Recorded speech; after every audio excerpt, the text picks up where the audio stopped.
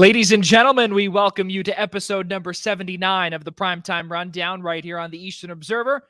Alongside my guys Ian Schraier and Mike Zombo, I'm Joey Jarzynka. We cannot thank you all enough for joining us here on this Friday evening. Our show is presented to you by Black Cats NYC. Be sure to download their newest album called Free Cake, which is out now. Play loud, as they say. Listen on Apple Music, Deezer, YouTube, SoundCloud, Amazon Music, YouTube Music, Pandora, and Spotify. And of course, their newest song, even though we are in January, Run Rudolph Run, presented to you by Black Cats NYC. That is their newest hit single. Be sure to download that brand new song on all of the following platforms that you just saw a few moments ago. Ian Schraier, good to see you, sir. We are live for the first time in a few weeks. How are things on your side of Long Island? It's great to be back here live, so we can finally start getting the comments back rolling in from all of our viewers and listeners out there. And thank you so much to all of our subscribers. But as for me, I'm still trying to figure out what a Wordle is. But other than that, things are going great here on my side of the island. Yeah, it's very funny because there's actually something that was on Twitter floating around. Greg Giannotti, of course, of the Boomer and Geo show, he put on that he screenshotted from Twitter that he put his search bar, the notifications bar, right? Every time that there is Wordle, the word Wordle, in any tweet that comes up on his newsfeed, it automatically erases it. And I did the exact same thing. So as did I. I will never know what Wordle is unless I see it on Facebook, and I'm not really on there much. So, good thing. It's an annoying trait. Mike Zabo, good to see you, sir. How are things on your side of New York City? Going well. Unfortunately, school's back in session, so I don't know if that's a good thing or bad thing to really write on about. But so going well. Busy now. We'll have school going on, so that should be fun. Yeah, exactly. Well, listen, I think that, it's going to be not only a fun show, but exactly what Mike said, too, is that, there's a decent amount going on. St. John's plays tomorrow. But, of course, here in the New York area, though, there is a lot more to discuss. Obviously, we have a packed show with you here, ladies and gentlemen. Of course, we'll be welcoming back managing editor of the Niners Wire from SMG USA Today Group, Kyle Madsen. He will be joining us in just a few short moments. We'll be discussing the San Francisco-Dallas game in addition to the entire wild card weekend. We'll be previewing the divisional round, and also we will be welcoming our good friend, which is one of the reasons why I am wearing this Buccaneers jersey, because I lost a friendly wager with our good friend Evan Winter from Buccaneers on Sports Illustrated. So it's going to be tough, but to wear this the entire show, it's brutal. I'm wearing a Tom Brady jersey. This sucks.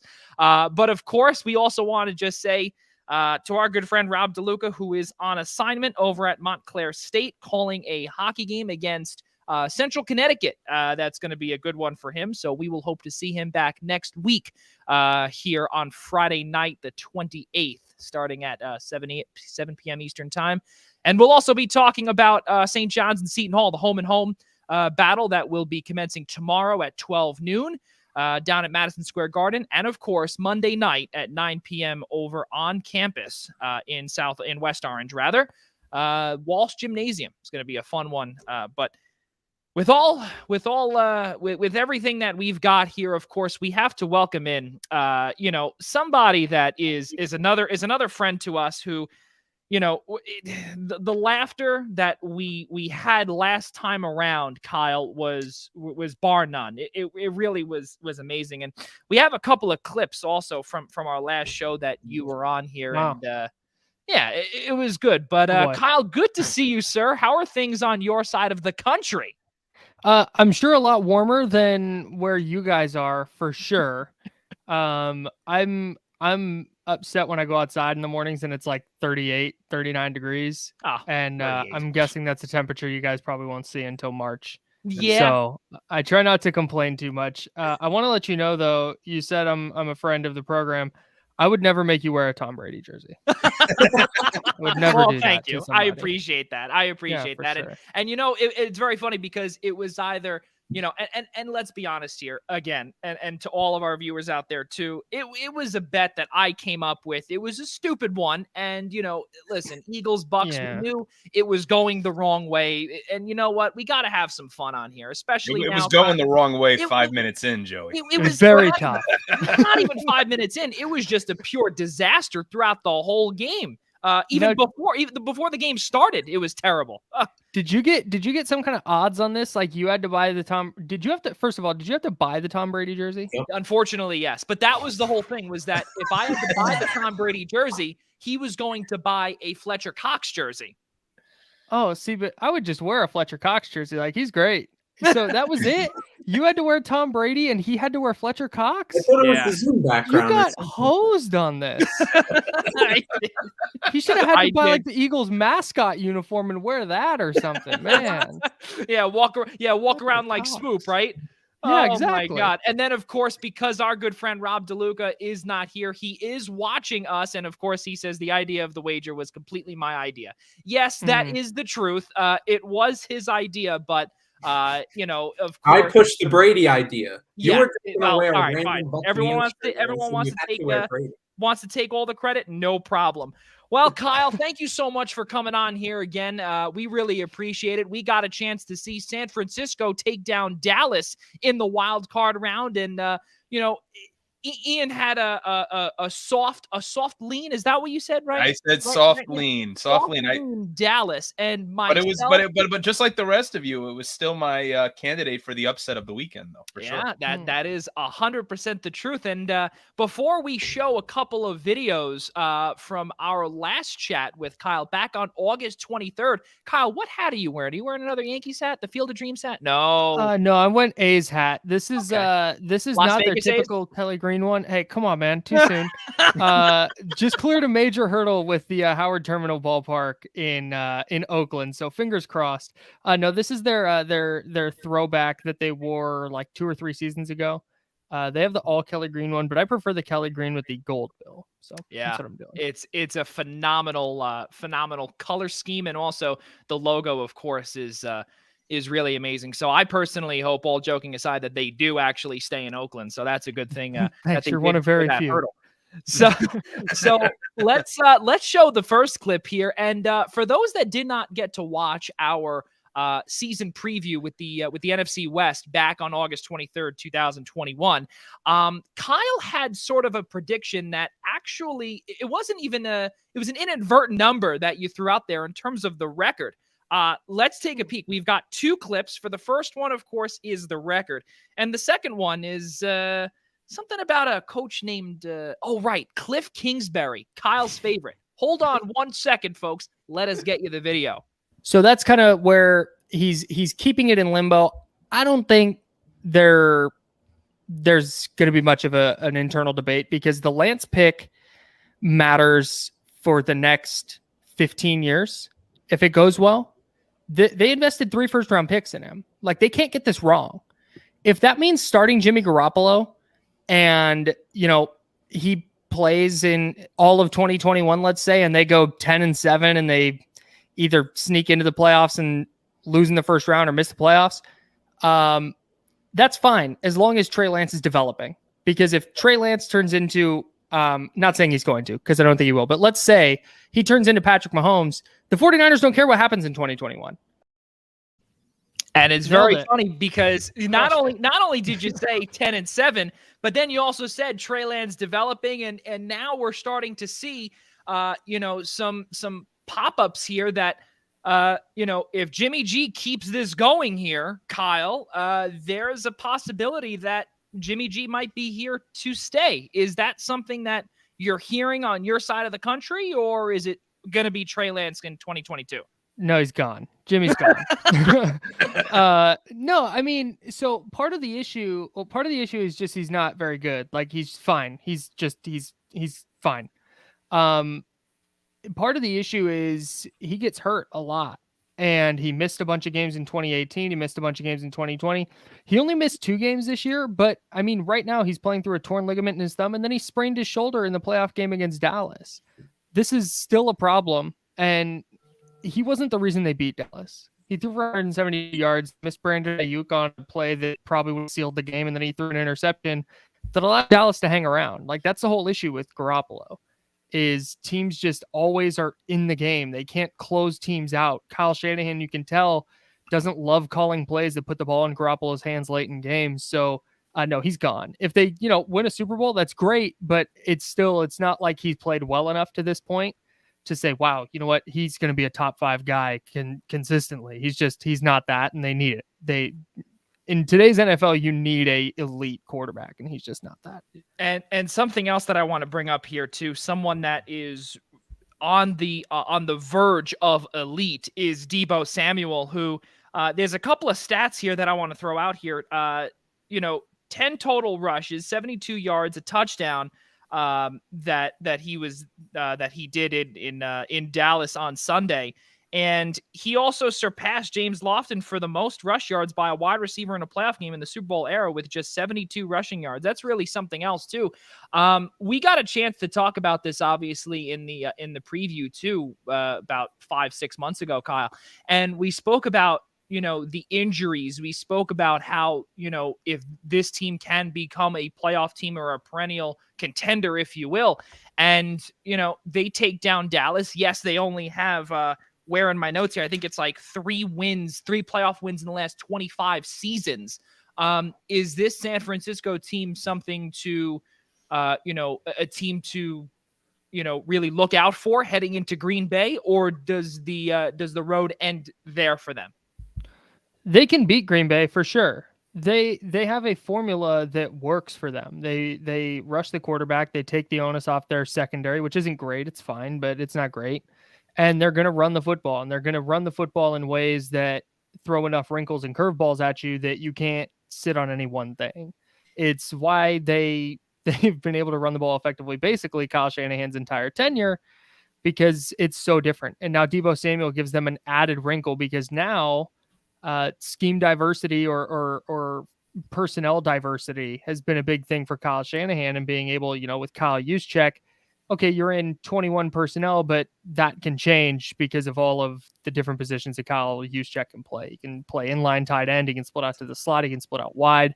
He plays fullback. Deebo Samuel is like the next evolution of that. He can split out wide and beat you and be a 1,400-yard receiver, or he can average 7 yards a carry on 10 carries, just being a running back. It's not even like crazy exotic stuff they're doing all the time with him. It's just lining him up and letting him go. And he's such an explosive, instinctual player that he generates yards that nobody else on the roster is finding. So yeah, they're dangerous, man. Definitely that like team nobody wants to play. And ultimately the quarterback is the reason that they're not more of a favorite to win, or not, or that's not what I was looking for. The reason they're such big underdogs in Green Bay is because of their quarterback. Right. But if they run the ball and they can fluster Aaron Rodgers a little bit, they've got a shot for sure.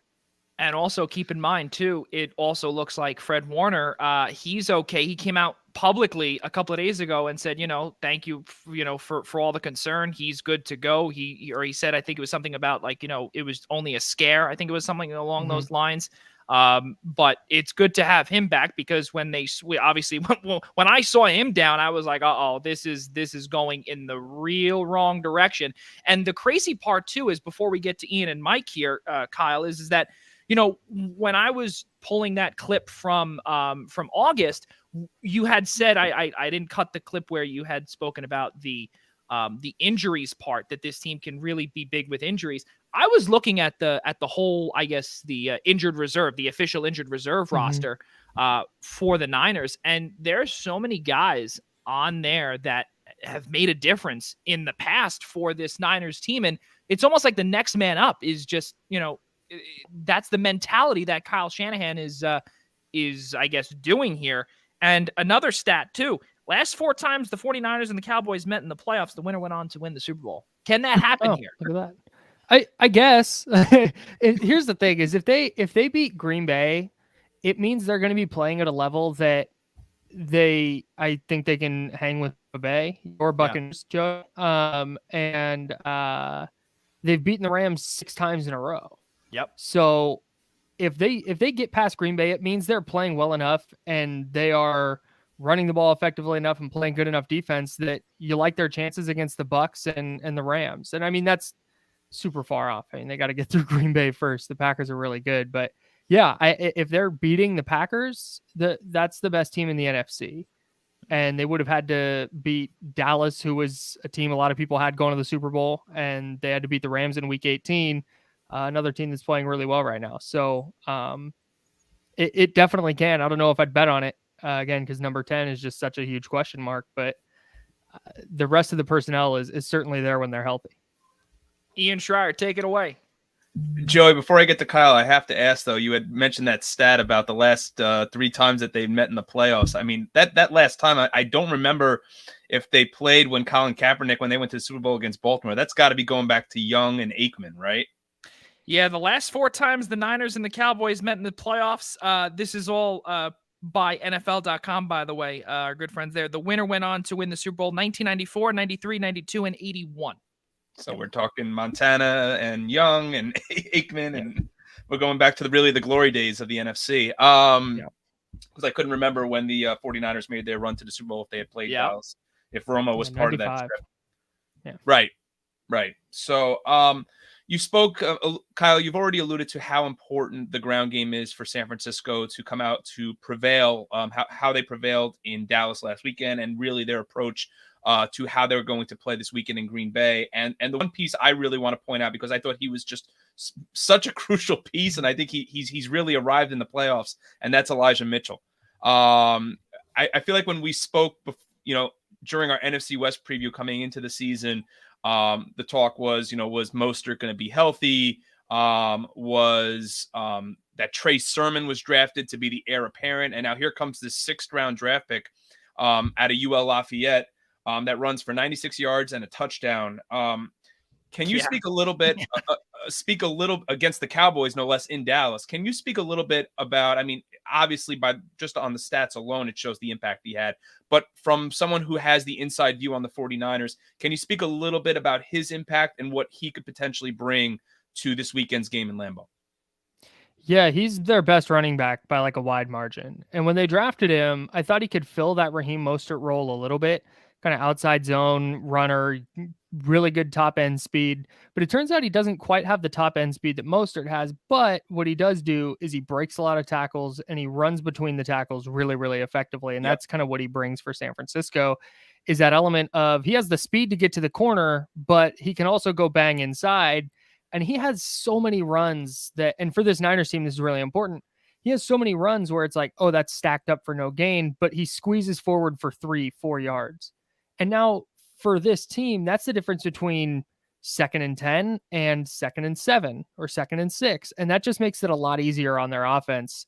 And that's what Elijah Mitchell is really good at. It's why Trey Sermon has been a healthy scratch for so much this year. It's why Jeff Wilson Jr., who really started to kind of hit a stride when Elijah Mitchell was out, hasn't seen his snap really, at least hasn't seen a carry, and his snaps have been very minimal. I think he has like 2 or 3 in the last couple of games. So Elijah Mitchell is by far their best running back. And he, like I said, didn't replace Raheem Mostert because that home run threat isn't quite as prevalent, but he's a far more effective running back, I think. And it's something that the Niners have been missing, just a consistently good workhorse back who can give them 25, 26 effective carries.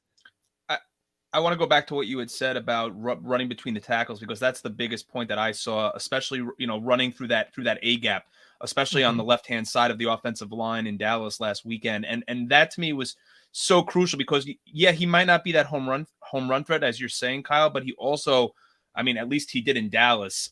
He just picks up chunk after chunk after chunk. I mean, I didn't look to see what his average was, but it felt like he was averaging close to 5-6 yards per carry every time he touched the ball last weekend. Yeah, that's just kind of what he does. And it's such a quiet, because he'll have his longest run will be 16, 17 yards. But like you said, it's just very quiet, 4 yards at a time, 5 yards at a time.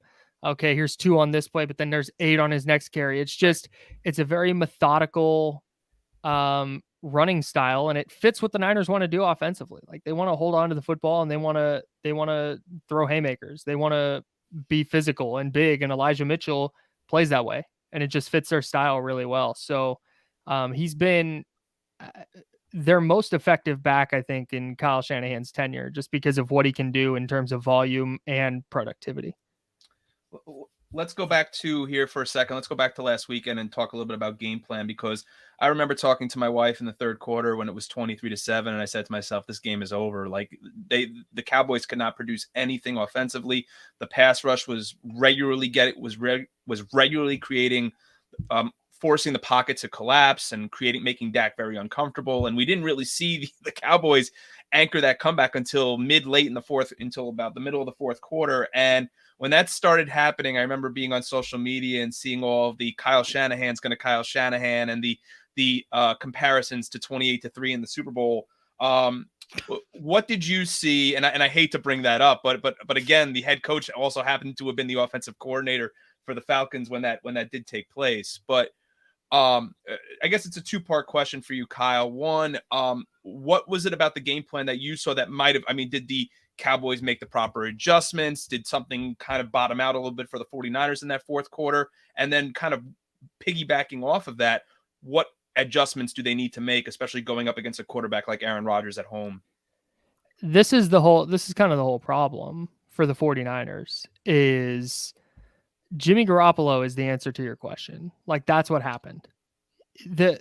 Kyle Shanahan drew up a play that had Brandon Ayuk, who routed Trayvon Diggs and was wide open down the sideline for would have been 30 plus yards and would have effectively put the game away at the point. But instead, Garoppolo overthrows him. And now instead of a third down conversion for a huge chunk play, they're punting. Dallas makes it 23-10. The Niners need a long drive in points to really just kind of put the nail in the coffin. Boom, Garoppolo throws an interception. Now the Cowboys have the ball at the Niners 30 with 8 minutes left. And it's just, that is what keeps them in games. People criticize Kyle Shanahan's fourth down play calling, which is bad, by the way. And his decision-making on fourth down is kind of a disaster. And maybe that's him as a head coach. And I'm just not ready to make that judgment until I see him with a fully developed Trey Lance or a better quarterback, because I think right now he doesn't trust Jimmy Garoppolo in those spots to make throws. And I think that when it comes down the stretch, when they need to put a game away, they're trying to do so with their run game, and defenses are putting 9-10 in the box, and the coach doesn't trust the quarterback to beat them. And so they just run it into the line. They take their punt and they try and put it on their defense. And sometimes it works, sometimes it doesn't.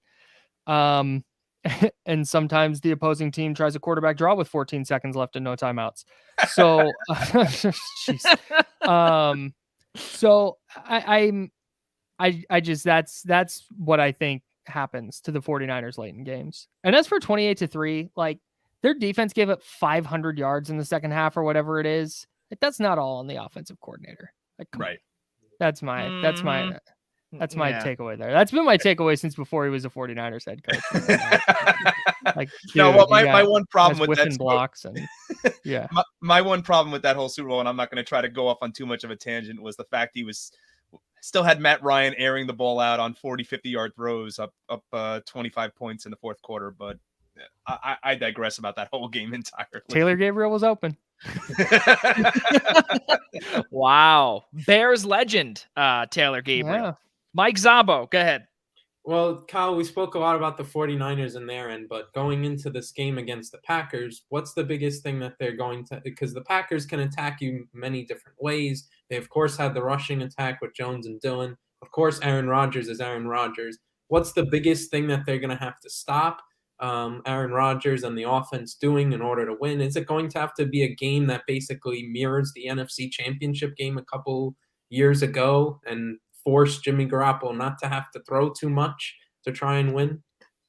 Yeah, I think ideally, if they could draw it up, they would have it go that way. I mean, they won by 30 or whatever. So if they could do it again, they certainly would. But offensively or defensively, rather, like you said, you don't really stop Aaron Rodgers. So I think what they have to do is, they can't let Green Bay get going on the ground. The Niners have been really effective against the run lately, and forcing teams to be one-dimensional makes their pass rush so much better. Would make any pass rush better. So I think that's where it starts. And then just chalk up like 9 catches, 120 yards and a touchdown for Devontae Adams. Like, you just That's the baseline for him. It's nuts. So if that's what he's going to do, can you keep Marquez Valdez-Scantling from going for 5 and 98? Can you keep Alan Lazard from that 60-yard bomb? Can you keep Randall Cobb from lighting it up? Like those kind of secondary and tertiary guys are going to need to be limited, because when they are, you can live with 9 and 120 and a touchdown from Davante Adams, but you can't live with that if you've got, like I said, another guy going for almost 100 and another guy ripping off a big chunk play. So slowing down, A, not letting them get running, and B, when they do throw it, slowing down their secondary options that aren't Davante Adams. Because if your game plan is, oh, we're going to stop Davante Adams, you're screwed. Like that's not going to work out. So Right. that's what I think they have to do defensively. And then offensively, like you said, just run it. Can they limit it to where Jimmy Garoppolo has to make 5 to 7 throws, like convert a couple third downs? I don't mean like throwing it that many times, but big third down spot or a red zone spot where it's like, hey, you need this throw. Can he make it? I mean, that's kind of the big question. So, like I said, 5 to 7 throws from Garoppolo where it's like, you got to have those, and then just hope he doesn't screw it up otherwise. That's all he needs. And you know what? Before Mike continues, DeLuca actually had the exact same question. So there you go. DeLuca, Mike asked your question and Kyle answered it. So go ahead, Mike. Oh, that was pretty much it for me. That was the big loaded question. Good. That Then, all right. No problem. So then let's go to what DeLuca had said. Who is the ultimate X factor that makes that difference between a Niners win and the season ending? I think I know your Jimmy answer. Garoppolo? I think I know your answer. Yeah, it is. No, because you figure like that's the difference. We know what the Packers are going to do. We know what the Niners are going to do. And the difference between the 49ers putting up 30 and the 49ers putting up 20 is, does Jimmy Garoppolo connect on those 5 to 7 throws we talked about? If you're looking for something that's not super obvious, Ambry Thomas, who's questionable with a knee injury, he's their rookie corner from Michigan. He's been really good late in the season. He was a healthy scratch when they played in week 3. Like he was not seeing the field at all. Injuries pushed him into a starting role, and he just kind of got better. I think his first start was week 14. He was not very good, but he progressively got better and has been playing really well into week 18 and into the playoffs. He has a bone bruise on his knee. He's questionable, but if he plays and plays well, I think they have a better chance of slowing down those secondary and tertiary guys I talked about. Now, the next thing that I want to bring up here, which will almost wrap it up here with you, Kyle. Cannot thank you enough for coming on, of course. Nick Bosa, he's good to go. He's not even on the injury report. He was ruled out with a concussion against Dallas. You brought up earlier about how effective that pass rush is for, how effective the defensive line is in the front and that front seven for San Francisco that makes the secondary so much better. Nick Bosa, what does he bring day in and day out that, he can get, or let me rephrase that question. What can he do, or what does he bring that would, I would say, beat Green Bay? That's, I guess, a better way. He is just relentless. It's 4 quarters. It is, you can have him blocked. And it doesn't matter. He has had sacks while being held, like where the flag comes out and he still comes up with the sack. He forces teams to game plan for him. That means bringing an extra tight end in. That means double teaming him with the guard. That means leaving a running back in. Like, offenses have to play differently because of Nick Bosa. And he still had 16 sacks this season. He's just a really, really effective player. And when teams are focusing on him, it opens things up for Charles Omenihu, who they picked up in when's the trade deadline? Whenever the trade deadline was, November? Sometime in November, early November. Middle of the season, they traded for Charles Omenihu, who's really come on strong lately. He was really good against Dallas. Arden Key, former LSU prospect, 3rd round pick of the Raiders, couldn't figure it out in Oakland and / Vegas. And the Niners, he wasn't having a great year on the edge. He had 12 pressures through the first 12 weeks. The Niners kicked him inside and had him start rushing over the guard. And he has 27 pressures in his last 8 games. He's so athletic. He's too quick for guards, and he's big enough and strong enough to move them when they do get hands on him. And then he's athletic enough to turn the corner when they run games and stunts. And it's just been a huge difference maker on the defensive line. Eric Armstead, their really highly paid defensive end. They kick him inside as well, where he's a more effective pass rusher, and he's been earning his money lately. He's playing some of the best football of his career. So Nick Bosa, to get back to your question, really opens things up for the rest of those guys, because defenses can only devote so many resources to a pass rusher, and they're going to say, all right, we're not going to let Nick Bosa beat us, and the rest of the Niners defensive line is picking up the slack. Yeah, and also, I don't even know, the best thing about this San Francisco defense, obviously, is their is that front seven. It's just it's so good. I keep looking at the at one of the flip cards here. From the last game, it's just the amount of players that they've got, and also, again, credit to current defensive coordinator and, of course, Eagles legend DeMeco Ryans, of course. Totally. That's someone else there too. He's got to get a lot of credit for this entire turnaround after a 3-5 start to the season. They've won their last 8 out of 10 games. Really amazing stuff. So we'll just do a quick rapid fire before we get to one quick little question about Cliff Kingsbury, of course, and that Arizona and LA game. Kyle, we'll start with you here. San Francisco, Green Bay. Who do you got? I've got Green Bay in a close one. I know the path to San Francisco winning. It wouldn't surprise me if they do, but when you look across at the quarterback, which is just too important in the NFL today, Aaron Rodgers is just so far above where Jimmy Garoppolo is that if it comes down to a couple throws, do you trust Aaron Rodgers to make those or Jimmy Garoppolo to make those? And I think it's Aaron Rodgers. So I think the Packers win. 27-23 is the score I've been grabbing, so I'll stick with that. Ian Schraier. I know, and we're going to come back to this a little later, but I know his playoff resume is not the most startling of most quarterbacks, but it's still Aaron Rodgers. And I think what I said to you earlier today, Joey, was it's hard to bet against Aaron Rodgers at home. I think the piece on Garoppolo is also a concern. I mean, not even just the fact of whether or not also Kyle Shanahan trusts Jimmy Garoppolo, but also the fact Jimmy Garoppolo is still somewhat playing hurt. That I'm sure that's not helping the cause either. I'm going to say 31-20 Green Bay. Mike Zabo, who do you got? I got Green Bay in this one as well. I know even though Aaron Rodgers is like 0-3 against the 49ers, we all know what happened, of course, a couple years ago in Lambeau in the NFC Championship. But things are a little different. Aaron Rodgers is just that much better.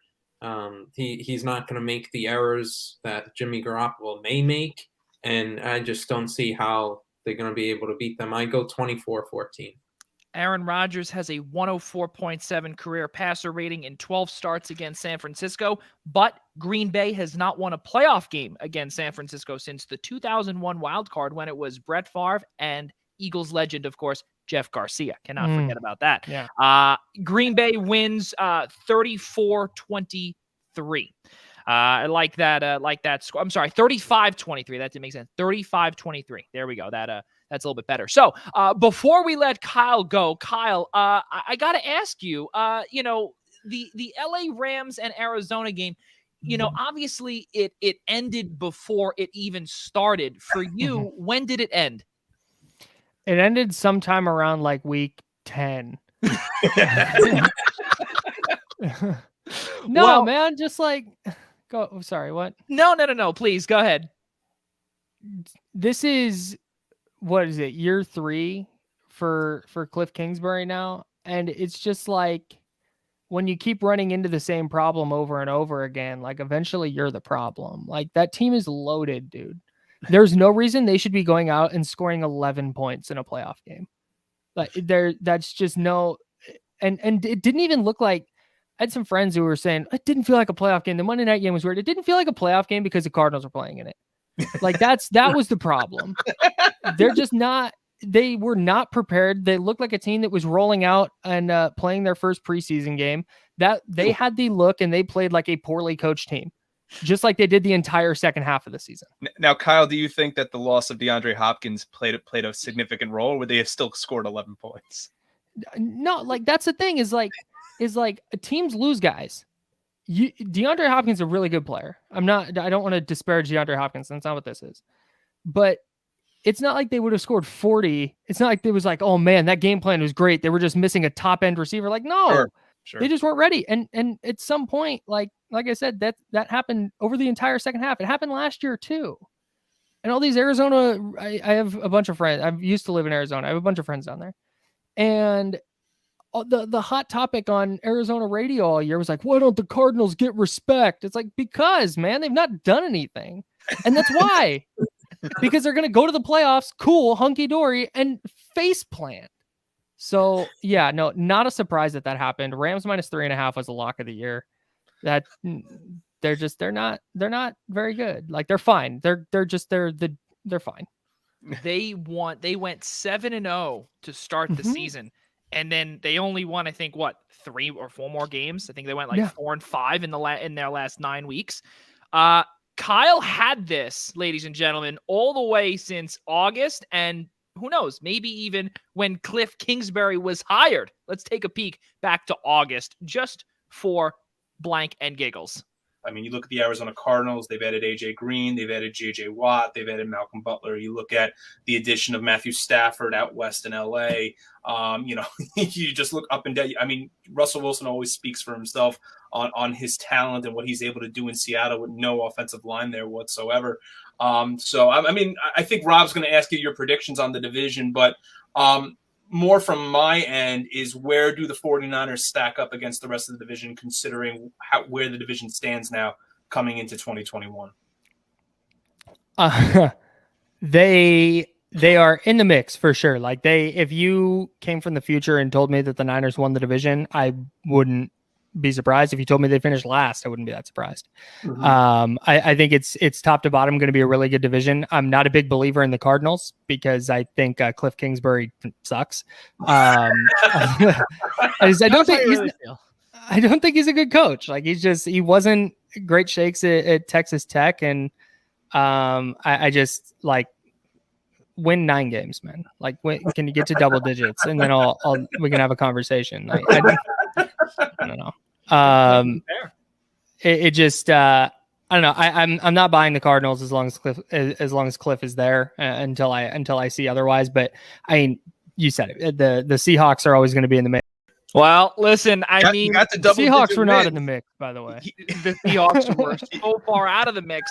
And the best part is that as long as Cliff Kingsbury is there, you cannot buy into the Cardinals. Kyle, thank you so much for coming on, man. We truly appreciate it. And enjoy your 38-degree mornings out in the Bay Area, please. You don't even want to know what temperature it is right now. It's really nice. I wore short sleeves. So. All right, no. You know what? Now before you go, now you have to spill it. Here we go. What do you got? I'm guessing. Hang on, let me see. Yesterday it was a high of 65. Right now I'm looking at 62 and sunny. Oh, look at that. Well, you know what? Let me tell you something. It's not only is it dark, but it's also about about like 19 degrees here. So you go enjoy that 62-degree weather, and we will see you soon. Kyle, thank you so much for coming on, man. We truly appreciate it. Of course, anytime. So, ladies and gentlemen, of course, the good thing here was, Kyle being a good sport, as always. Cannot thank him enough for coming on here. It's really crazy to see what happened, Ian, with that Los Angeles and Arizona game. I mean, that was the worst game. I think it was worse than the Eagles-Bucks game. To be honest with you, I mean, I don't want to sit here and be like, hey, I don't want to give my analysis on either of those games. I turned both the games off at halftime.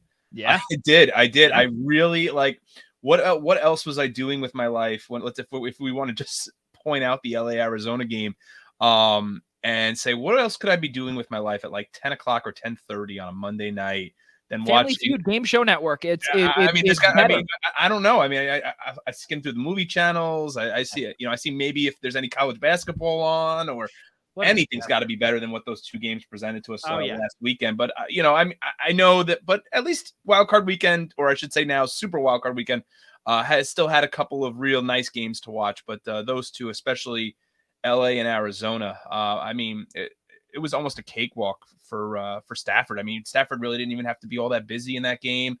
Welcome back off injury, Cam Akers. Sony Michel, first play from scrimmage in the game, busts a run for 50-plus yards, and you just knew after that play that's kind of the direction the game was heading in, and ultimately it did. It's really crazy. 19 for 34 for Kyler Murray, 137 yards, 2 picks, a whopping 40.9 passer rating with just a grand total of 6 rush yards, 6. Matthew Stafford, 13 for 17, 202 total yards, 3 touchdowns, 154.5 passer rating, and 22 rush yards. He's not really known to rush that often, but Arizona is also, they've lost 7 of their last 11 games, including 5 of their last 6. As we were saying, 4 of their last 5. That's what I thought it was, 5 of their last 6 after starting the season 7-0. And in my opinion, Mike Szabo, I got to ask you yours now, is that after you see this ultimate collapse, that at one point you're during the season around week 7 or week 8, you're saying to yourself, okay, this Arizona Cardinals team is maybe not a flash in the pan. They did it 7 straight times. Is Cliff Kingsbury on the hot seat all of a sudden? He probably should be, but I don't think he is in Arizona. Just because the fact that at least he did make the playoffs and he can at least sell to ownership that it was a step up this year, even though they ultimately didn't get what they wanted. Even though it was on the road, it was a winnable game if they would have played a lot better and it would have been a proper game plan and coaching, etc. But I think he can be able to sell to the ownership successfully that it was a successful season and the fact that they did make the playoffs, and that's a stride forward for this team. But he should be further on the hot seat because the ownership should really question, is this only as far as we can go with Cliff Kingsbury? Well, that's the thing that I'm thinking of, Ian, too, is that, you literally fizzled out. You went into the freezer and froze the rest of the way. You were so hot, Arizona hot, and then you came up here to New York and, or New York cold, if you know what I mean. Yeah, I mean, you can't discount, again, going back to what we were saying only a few minutes ago, we can't discount the loss of DeAndre Hopkins, but also they spent the off season loading up. I mean, you went out and got JJ Watt. I mean, granted, he has just a laundry list of injuries and can never seem to stay on the field for a full season. But going back to what Mike was saying, and to kind of add to his point, is when if you're Arizona ownership or you're the front office of the Arizona Cardinals and you look at the last 2 years you've had with Kyler Murray. And you say to yourself, they've been to they got to the playoffs this year. They were contending for the division in a season which we felt was the Rams to lose, and it came down to week 18. I think Kingsbury gets at least 1 more year, if not 2. I think if they take a giant step back next year against against a loaded division, then maybe we're singing different praises. But by no means I think Cliff Kingsbury's seat is even lukewarm. I think a lot of that's going to depend on what we see out of him the next year potentially too, because I mean, both his first 2 years there, the Cardinals arguably have increasingly got better. Yeah, to the point though of that when you start 7-0 and you literally lose 7 of your last 11 games, how much leash can you get, especially in year number 3? That's another thing. You've made your mark where, okay, it's figure, you're presenting to ownership. All right, it's a 5-year plan, right? Okay, right. So maybe this is the time. But when you load up, right, on offense and the defensive side of the ball, there might I don't know how much more leash you can give when especially you've got a plethora of coaches that are out there that are looking for jobs that have a lot more experience. They've got winning resumes, every single one of them that are out there. It's hard to make that argument strictly because when you look at it from a standpoint of record, yes, they fizzled, and maybe it's a cause for concern, but I don't think it's a cause for concern that puts Cliff Kingsbury, say, if they get out to a 1-4, 1-5 start next year, that he's just getting tossed out the door. I think when you look at not last year, but the year before, Kyler Murray getting hurt, that played a big part of it. And you still saw that the Cardinals came within an eyelash of the playoffs. I mean, they fizzled out, but how much that can be attested, can attest to Kyler Murray's injury.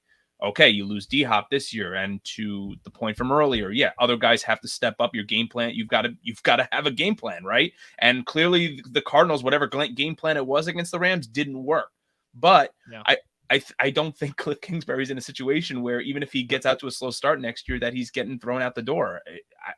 When you look at it, where the Cardinals were, okay, I mean, when you look back at the years of mediocrity that they had with a wide receiver of Larry Fitzgerald's caliber there for so long, post Super Bowl 43, post the Kurt Warner era, and you've gone through quarterbacks like Ryan Lindley there, and you see what they're starting to build now with Kyler Murray, and what they've built with that offensive line, and what they got in Chandler Jones. I think it's working there, at least so far. I think next year is going to be a very telltale sign to see if they can, as you're saying, Joe, take it to that next level. And if not, maybe we're talking something different in 2023. Yeah, I just think especially because of the way that they came out and on the road, no less, too. And this is something also that DeLuca had pointed out, too, was home field advantage. And he kept saying that for every single matchup. But I think also when you look at this game in particular on Monday night, I think that might have been one of the loudest games I've ever heard in Los Angeles since 2016, since both teams had come back to LA. And, we have not seen SoFi Stadium with that raucous of a crowd aside from, maybe their home opener.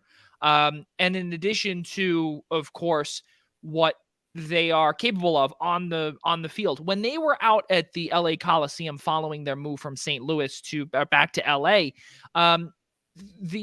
there was an overabundance of visiting fans. It was similar to, okay, you're going to Las Vegas, right? The initial, you're going to have a lot of visitors. You're going to have a lot of tourists going there because you have to revitalize that fan base back from the 1990s, from the Eric Dickerson days and yada, yada, yada. And now I almost want to say that there might just be that home field advantage that startled Cliff Kingsbury and Kyler Murray and all of that. But you also look at the body language from Cliff Kingsbury as well in that contest, and you say to yourself, he was not ready. He looked like a rookie coach there, a guy that has never coached in the playoffs before. You got a chance to see it in the flesh out in the City of Lights. Really tough out there in LA. But another game that I want to move on to, just because it was better in my opinion, but also controversy came along with it too. Cincinnati took down the Las Vegas Raiders by a score of 26-19. Cincinnati won a playoff game for the first time since the 1990 wild card round against the Houston Oilers. Cincinnati streak of 30 straight seasons without a win was the longest active drought in the NFL. Mike Szabo, what a good game to see. I believe that was, me and Ian didn't get to see that part because him and I were at Adelphi, but I believe you got to see it. Did you? Yeah, I saw the entirety of it. I was glad to see, happy for them, and that the Bengals, really won it the way that they did. It's great for them. Won it at home. Are able to move on, finally end that dreaded streak. And they did it because Joe Burrow just rose to the occasion. You would have thought, he's not a rookie, but in the sense that he was hurt and whatnot, he's still kind of really developing. I think he just recently hit like his 16th or 17th game or whatever it is to officially go through 1 year. And so he's in his first playoff game, and he played really well. I mean, sure, they tapered off in the second half and toward the end of the game, and the Raiders really hung in there. But I mean, you really liked what you saw for a lot of the period of the games. I think the second half was really concerning for Cincinnati going into this week, and that that game should have really been pounded away. Like, the Raiders should not have had any chance in that game. the way Cincinnati was playing in the first half. The Cincinnati got a fumble return, and they couldn't convert that for a touchdown. Instead, it's a field goal. That obviously, you do the math, that really kept the game closer. They were really ineffective. The offense wasn't as effective in the second half. The Raiders started to gain momentum, and you thought, oh my goodness, here come the Raiders again, late game heroics or whatnot. But finally, it caught up to them. When you rely on that much late game heroics, overtime heroics, and whatnot, eventually it catches up to you, and it finally did last week for the Raiders. Yeah, I just don't know also how Cincinnati is going to be going up against Tennessee, which we'll get later on.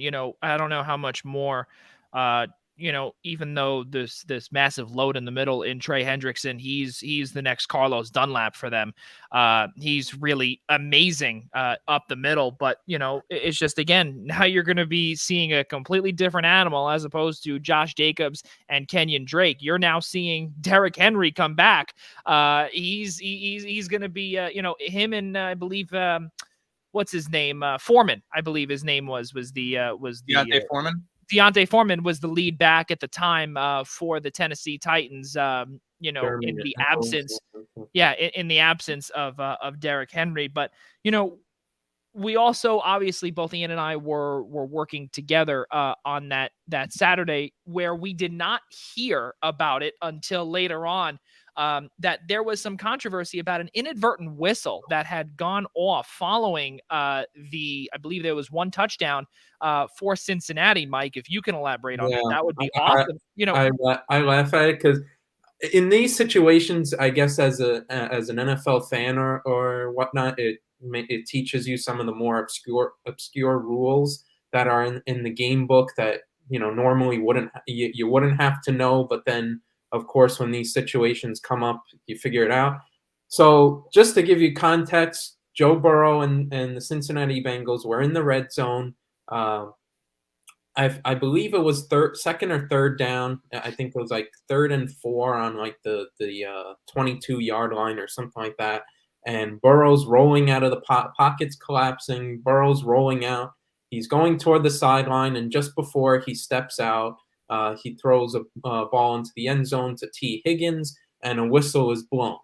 And the whole controversy was because there was an inadvertent whistle, that the play is supposed to be blown dead, and they have to replay the down. But what drove me nuts is, I guess now that since I know the rule, I never knew this rule before, and frankly, it's a really stupid rule because the inadvertent whistle came from the fact that the official thought that Joe Burrow stepped out, and it wasn't even close. I don't know, the 60-year-old guy's eyes were completely blind. You could see that much green grass. It wasn't even close to Joe Burrow being out. Beautiful jump throw that he made. It's great execution. There shouldn't even have been a whistle to begin with. That refereeing crew, whether it was on that play or throughout the game, was absolute trash, and it was bad enough that the NFL told them you can't work a postseason game for the rest of this year. I mean, It was if it comes down to that, you were really bad because usually a league doesn't get involved in that, and it did in this game. That whistle should have never happened, and that rule should, I guess now that I know about it, since before it was obscure, you never had to worry about it, that's got to be changed, because in that situation, if you would have taken away a touchdown for Cincinnati for something they did nothing wrong, I think that's totally wrong, because everybody could say, oh, you're in the end zone, you have another play, you could get it again. Well, this is the playoffs. What happens if you don't? The Raiders would have stopped them on 2 more downs. You get a field goal. That would have changed the entire game on a whistle that never should have happened. That's a terrible rule, and that's really gotta change. I mean, that was just a terrible situation. I get the controversy, but the whole premise that the whistle affected the Raiders and their ability to defend that play is absolutely ridiculous. I remember the guys in the CBS studio were talking about, oh, listen for the audio, guys. That's what the ref should be listening to, the audio. They played the audio, and they're like, look, the audio comes in when Burrow throws the pass or before he does. I'm like, are your hearing aids not working or something? The audio, the whistle came right as like a second before T. Higgins is about to catch the ball. Like a second before the ball's about to hit his hands, the whistle blows. So don't tell me the cornerback like was stopped from defending the play or whatnot. The whistle never should have happened. In some sort of weird way, the correct thing happened, and thank God it didn't affect the game. Well, something that, as you brought up too, the one thing that I think, has to change too, in addition to the rule, we've got a lot of technology that why couldn't it be reviewed? Why can it not be reviewed?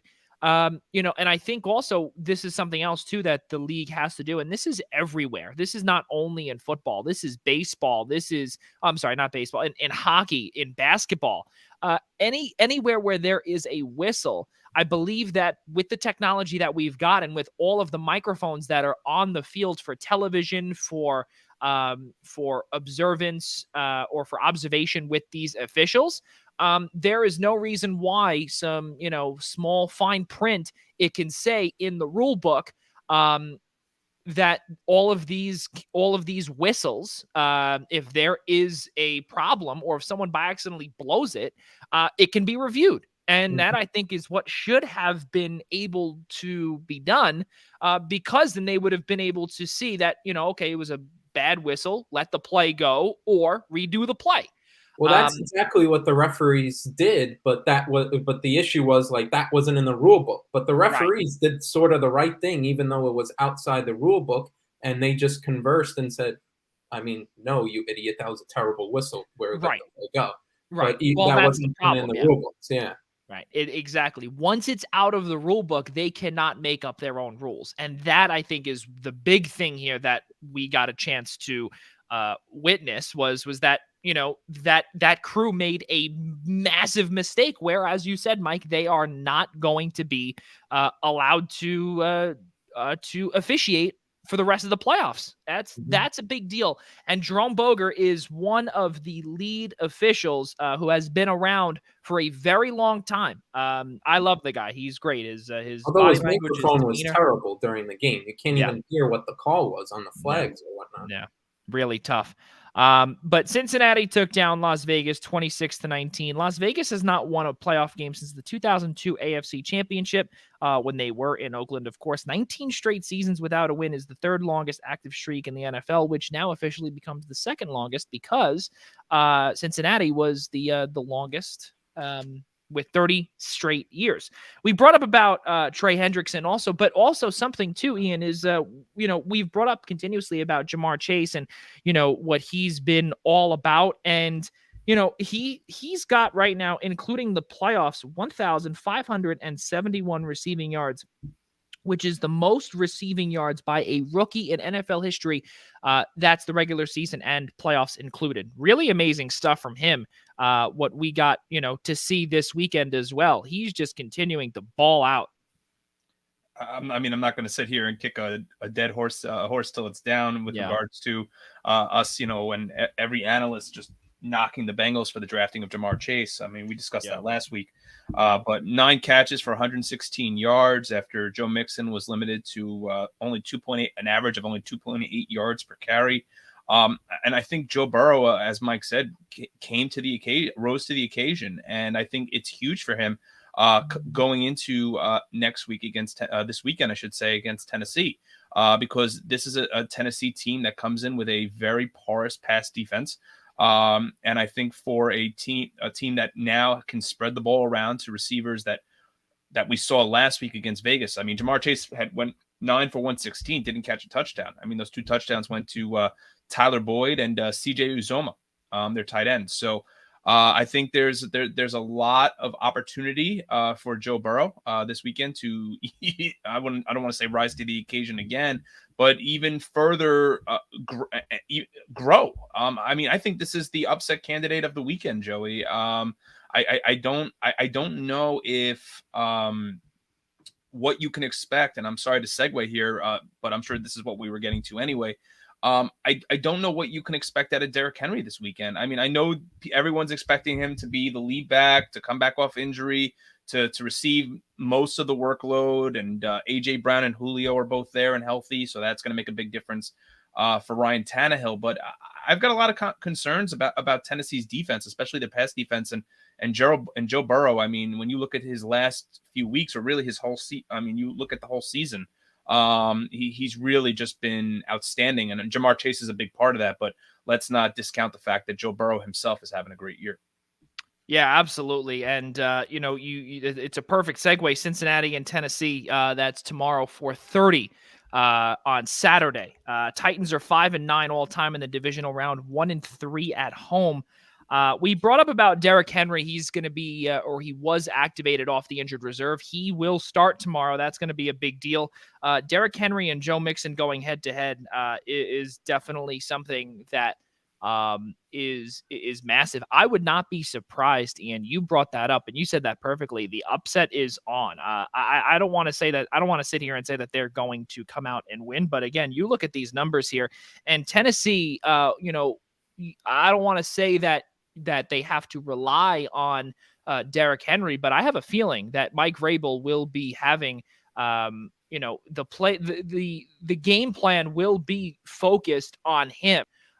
Again, and you look at what Ryan Tannehill has done this year: 201 pass yards per game, 22 passing touchdowns, which really is underwhelming because you've got Julio Jones, who at one point was an all-pro wide receiver. You have A.J. Brown as well, 141.4 rushing yards per game, 23 rushing touchdowns. And especially with the way Ryan Tannehill has completely turned his career around, I would have expected the yards per game and even the passing touchdowns to be even more. But because they are a rush first team, I don't know how this is going to look here. I'm with Ian here, and I'm going to say that, Cincinnati will upset Tennessee. But, Mike, I want to go to you also because this game is, I think, one of the better games of the weekend. Obviously, all 4 games are great. But this one, I really have my eye on because Tennessee coming back, from their bye week, if you will. They were the 1 seed in the AFC. I don't think this Tennessee team can compete really with the big boys. And I say Buffalo, Kansas City are the 2 big boys in the AFC. Tennessee, in my opinion, it's a fluke that they got the number 1 seed. I agree with that, but I think you guys are nuts in thinking that this is the upset of the week thing. This is going to be ugly. I love Joe Burrow. I love what the Cincinnati Bengals have done this year. I'm glad that they finally ended their playoff streak, but they're going to be bad. Derrick Henry's back, and they already are saying he's a machine. He's ready to go. He's 100%. It's not like the rushing attack was terribly bad without him. But he's coming back, and oh god, it's gonna. I mean, you saw how Cincinnati played in that second half. They started to wane, which you cannot do maybe you were able to get away with that against the Raiders, but you can't get away with that against somebody like the Titans, even if they aren't a big boy in the AFC. And the Cincinnati offensive line leaves a lot to be desired, and the Raiders were really starting to get to Joe Burrow, and the Titans have some pass rushers that can be able to pressure the quarterback. Cincinnati has given up like 50-something sacks this year for as good as that offense has been. Derrick Henry and that rushing attack, as we've spoken about, I think this is just going to be a rout by Tennessee. See, that's the part where both myself and Rob DeLuca disagree with you there, and I actually have DeLuca's pick here as well. In this game, and all he said was Cincinnati, period. I love it if they do. Do you agree with that, or do you think it's Tennessee? I'm going with Tennessee. I'll give you my score prediction, be like 28-14. Wow. Ian Schraier, any counter? Tennessee's coming into this game ranked 25th in average defense. That's a big concern for me. I do realize Mike's point about the offensive line for the Bengals. But look, I mean, these are the 2, and these should be the 2 NFL Coach of the Year candidates. And I'm still, sure, count my bias here because I'm really pulling for Cincinnati because I would love to see Zach Taylor get the award that he really deserves. No offense to Mike Vrabel. He's done a tremendous job down in Nashville. But my final score, I've got Cincinnati 23, Tennessee 20. Yeah. The only way that I think Cincinnati has a chance is they have to jump early. If they get off to a slow start, they're done. I don't disagree with you, but I think a lot of stakes being put into whether or not Derrick Henry's 100%. Granted, you know what, to go back to Joey's point about the average yards passing for Ryan Tannehill, he's been doing that without his full complement of receivers for most of the year. So I don't want to take that away from him, but I believe it was last year where the Ravens came to Tennessee and Derrick Henry could not move the ball. Yeah. So I think for me, and they got destroyed. Yeah. I think that was the Lamar Jackson show, but I think for me, I really like Joe Burrow going up against the 25th ranked defense in the NFL. That's why I've got Cincinnati 23, Tennessee 20. Yeah, Cincinnati for me, I've got them winning 24-17. I think that, yes, even though that, and I'll agree with Mike here, and we've seen this all over social media. We've seen this on on various news reports that Derrick Henry looks like a machine again. Yes, we believe that. But the problem is that when you go up against a pretty good defensive front in Cincinnati, also if they can stop Derrick Henry and potentially Deonta Foreman, I've got a big problem with that, a big issue with that, because then you have to say to yourself, similar to which we'll talk about later, but I don't want to bring up that game the way Nick Sirianni did last week, right? It's the truth, all right? He stuck to the run game, right? There was no passing, and then all of a sudden we hear Jalen Hurts about his lower body injury or his ankle injury or whatever it was, right? I don't want to sit here and say that Ryan Tannehill is hurt. I don't believe that's the case. He's not on the injury report. But the bottom line here, though, is that he needs his receivers to come up big. And those two, A.J. Brown, I believe he will. But Julio Jones has to show out. There has been talk of him potentially being a cap casualty or potentially a cut, a player that could be on the, he might be someone that could be cut. He hasn't been the same receiver in about 2 or 3 years. He's going to be home. I wouldn't be surprised he retires. He can't stay healthy. He's done. No, he can't. And the problem is also, again, when you lose somebody else, like Corey Davis, right? Remember that was a pretty good. Listen, no. Too much credit there, Joey. Too much credit. No, the relationship on the field with Tannehill and Corey Davis was very good, right? But Julio Jones and Tannehill, they have not been able to sync this entire season. You can make the argument, Joey, and I'm not going to try to jump off on a Davis tangent here. I mean, Davis was the number 5 overall pick. He was the top receiver taken in his draft class, and he never lived up to the billing. You're right. It's 100% right. But also, whether his and Tannehill's relationship was good or not, the two of them could never connect ever. And also that's why he's still not in Tennessee. Oh, that's the truth. But also in 2020, you did get to see some spurts of that. Oh, no, he was great in the regular season, and then in the playoff game, he Right. Exactly. So now I kind of see the exact same thing with Julio Jones, potentially. We have not seen really him since 2017. Yeah, I would agree with that. We have not seen him since then, and that would be a big problem if Derrick Henry can be stopped. If the Cincinnati Bengals can solve the Henry puzzle tomorrow, then Cincinnati still comes away with the victory 24-17, as I said. So the Titans are also 8-0 in games following 9+ days rest in the Mike Vrabel era since 2017. And also the Titans are 0-2 in the playoffs as the number 1 seed since the seeding began in 1975. Guys, I want to move on to the next game here that we got a chance to witness, which was a bloodbath. Buffalo and New England. This is going to be very short because there's not much to really to see. Here we saw Dawson Knox 2 touchdowns, Kendrick Bourne 2 touchdowns, Devin Singletary 2 touchdowns. It was a rout. 47-17 Buffalo wins, as DeLuca also brought up in the last show, of course. To try and beat a team 3 total times, it's really tough. But Buffalo was able to beat New England twice now. They beat them on the road in New England, and then they came home last week in the wild card round and took them down handily. New England allowed 47 points, which is the second most in franchise history for a playoff game. Brutal stuff for them, Mike.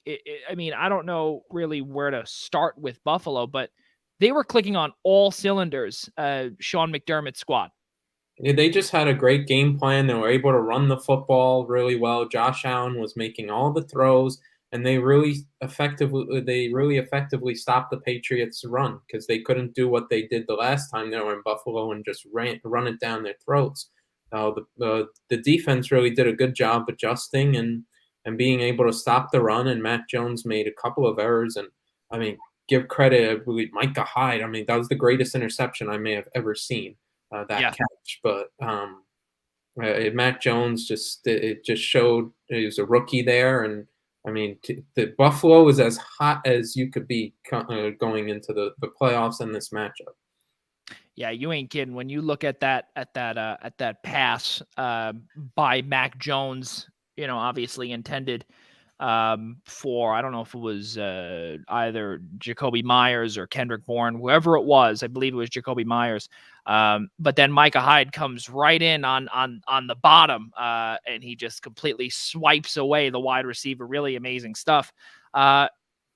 Ian, not much really to say here, but, we said last week also that this is the time that Buffalo needs to shine against New England, because we've continuously said this over and over again. It's a matter of time before New England gets all of their pieces of the puzzle in the respective spot and eventually becomes the top tier team in the AFC East. It's still going to be a little while though, Joey. I think it's going to take Mac Jones a couple of years. I mean, it's going to be Buffalo's division for 1, 2, maybe even more than that with considering what Josh Allen's been in the league now for 4 years, and he could have a 20-year career ahead of him. I mean, it must be nice with Buffalo when you score on your first 3 possessions, touchdowns. You're up 21-0 right off the bat in the first half. I don't have the first half stats in front of me, but the time of possession in that first half must have been just something ridiculous.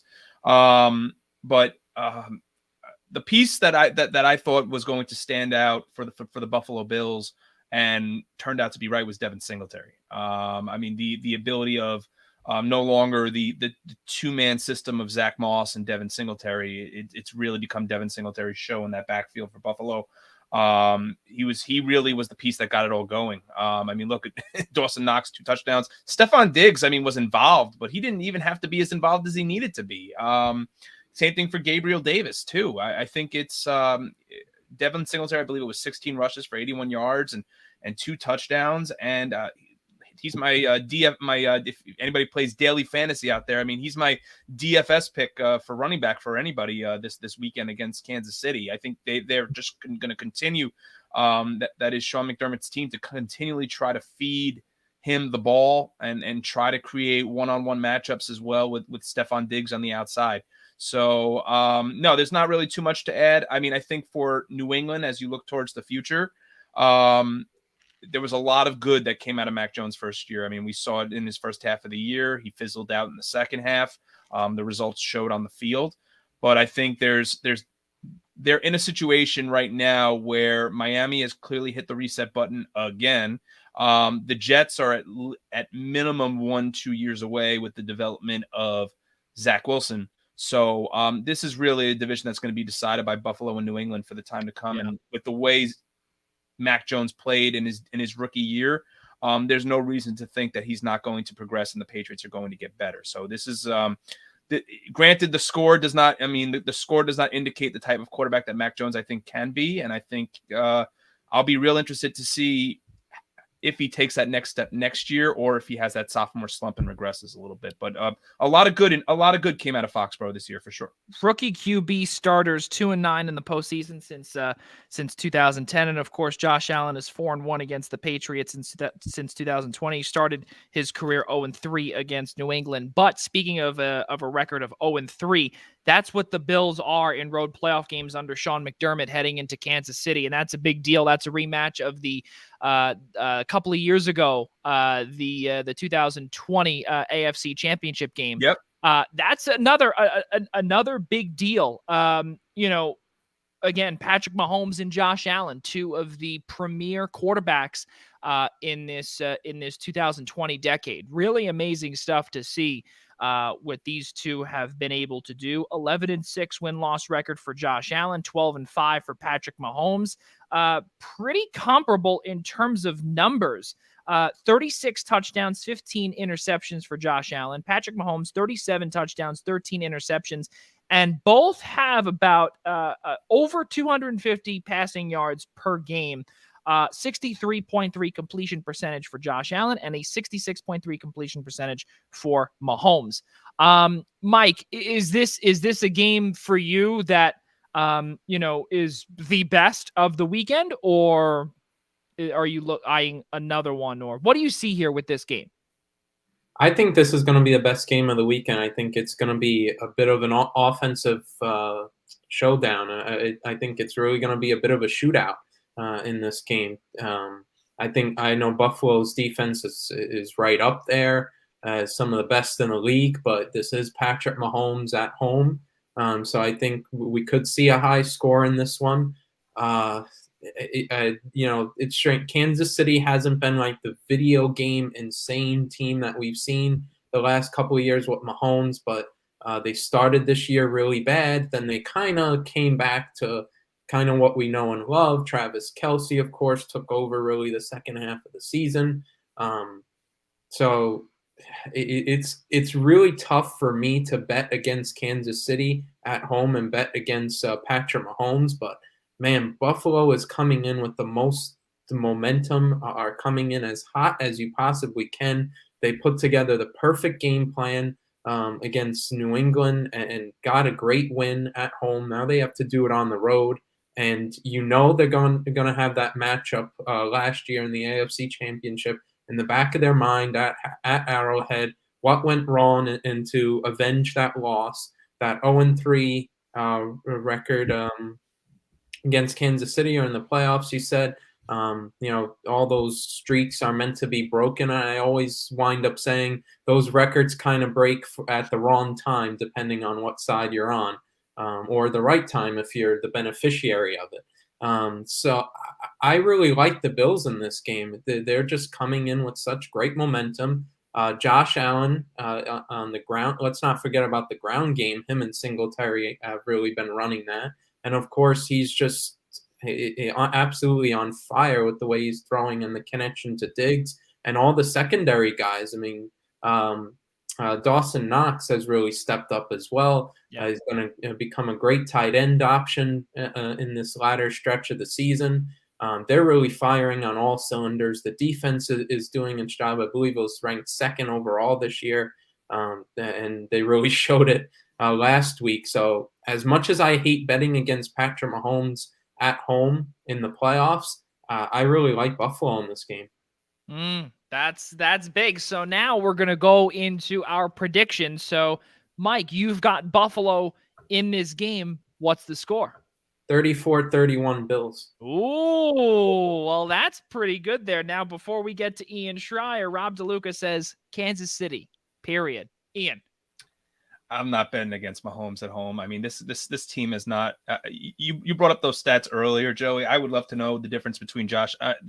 Again, they might be pretty comparable considering the way those two teams finish. But I mean, Kansas City has lost one game between November, December, and January. One, and that was the loss in Kansas City. After that struggling start. So I mean, considering where Mahomes' numbers might be if he had a better first half of the season and the offensive line that was protecting him was a little bit better. I think both these teams are coming in with some flaws. I think this game's going to be an offensive shootout, like Mike said. But I think that the jury is still out a little bit on Josh Allen. Although, again, I'm not discounting what Buffalo's doing. I'm definitely on the Buffalo bandwagon in terms of how well they're playing. I mean, they are. If you wanted two teams in the AFC that could not be coming in hotter, you've got it for the last game of divisional weekend in the Bills and the Chiefs. I mean, this is going to echo what Mike was saying. This is going to be the marquee game of the weekend, and there is no doubt about it. But I mean, if you watched, granted, Pittsburgh was such an inferior opponent to the Chiefs, but if you go back and watch the that game and watch the first half, or I should say the second quarter alone, and look at some of the throws. I mean, Mahomes is playing with such a confidence to him again too. I mean, there was a play, I think it was one of his patented, I'm just gonna scramble for 2 minutes and make this ridiculous crossbody throw that somehow ended up, for most quarterbacks in the NFL would be intercepted and returned for a pick six. Somehow the ball went off his receiver's fingertips and probably should have been caught.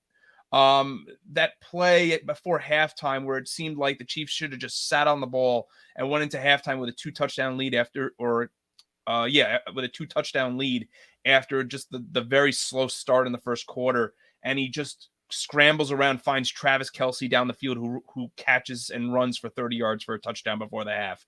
I'm finding it very, very difficult. And also Clyde Edwards-Helaire is also back for Kansas City. So that's going to give them a two-headed running attack, which is going to be a difference maker for them with Darrell Williams. I've got an offensive shootout as well, but Chiefs at home, give me Kansas City 34, Buffalo 27. So I won't go into really much there just because Ian pretty much brought up Patrick Mahomes as my biggest factor of the reason why they're going to win. The one thing that I will say here, though, is a couple of stats. And, again, we just have to bring up the stats, of course. Josh Allen at home in the playoffs, he's 3-0. 9 touchdowns, no giveaways, 125.7 passer rating, 8.6 passing yards per attempt. Josh Allen on the road, 0-2. 55.3 completion percentage, 5.9 passing yard attempts, 3 total touchdowns, 2 giveaways, and a 75.3 passer rating. Not the worst, but not the best either. Kansas City wins 38-35. Wow. Yeah, so we all have a shootout. 100%. There's no doubt about it, but I think Patrick Mahomes will be the reason why him, Tyreek Hill, and of course the main guys. I also have a lot of faith in Clyde Edwards-Helaire, but also, of course, Darrell Williams too. He comes in; he's going to be the X factor of this game as well. The running game for Kansas City will definitely be one of the reasons why that they will win, and I think that they will be able to come out on top against this Buffalo team. I think the running game, Joey, to your point, is the biggest difference in that game, no doubt about it. If Clyde Edwards-Helaire and Darrell Williams are running the ball efficiently, I'm not sure it's even a 7-point game. I'm not even so sure it's even that close.